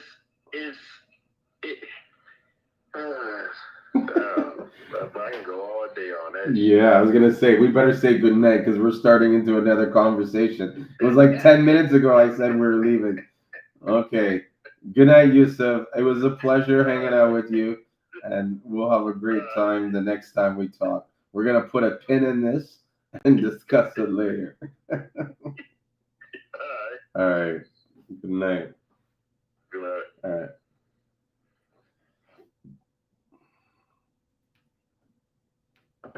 And oops, there you have it. Seamoss Life, live stream talk. Thank you so much for those that, you know, took the time to, you know, spend some time with me and talk about Seamoss and listen to me ramble about this and that and that and this. So thank you guys. I hope you guys have a great evening, and don't forget to take your Seamoss. Julien out.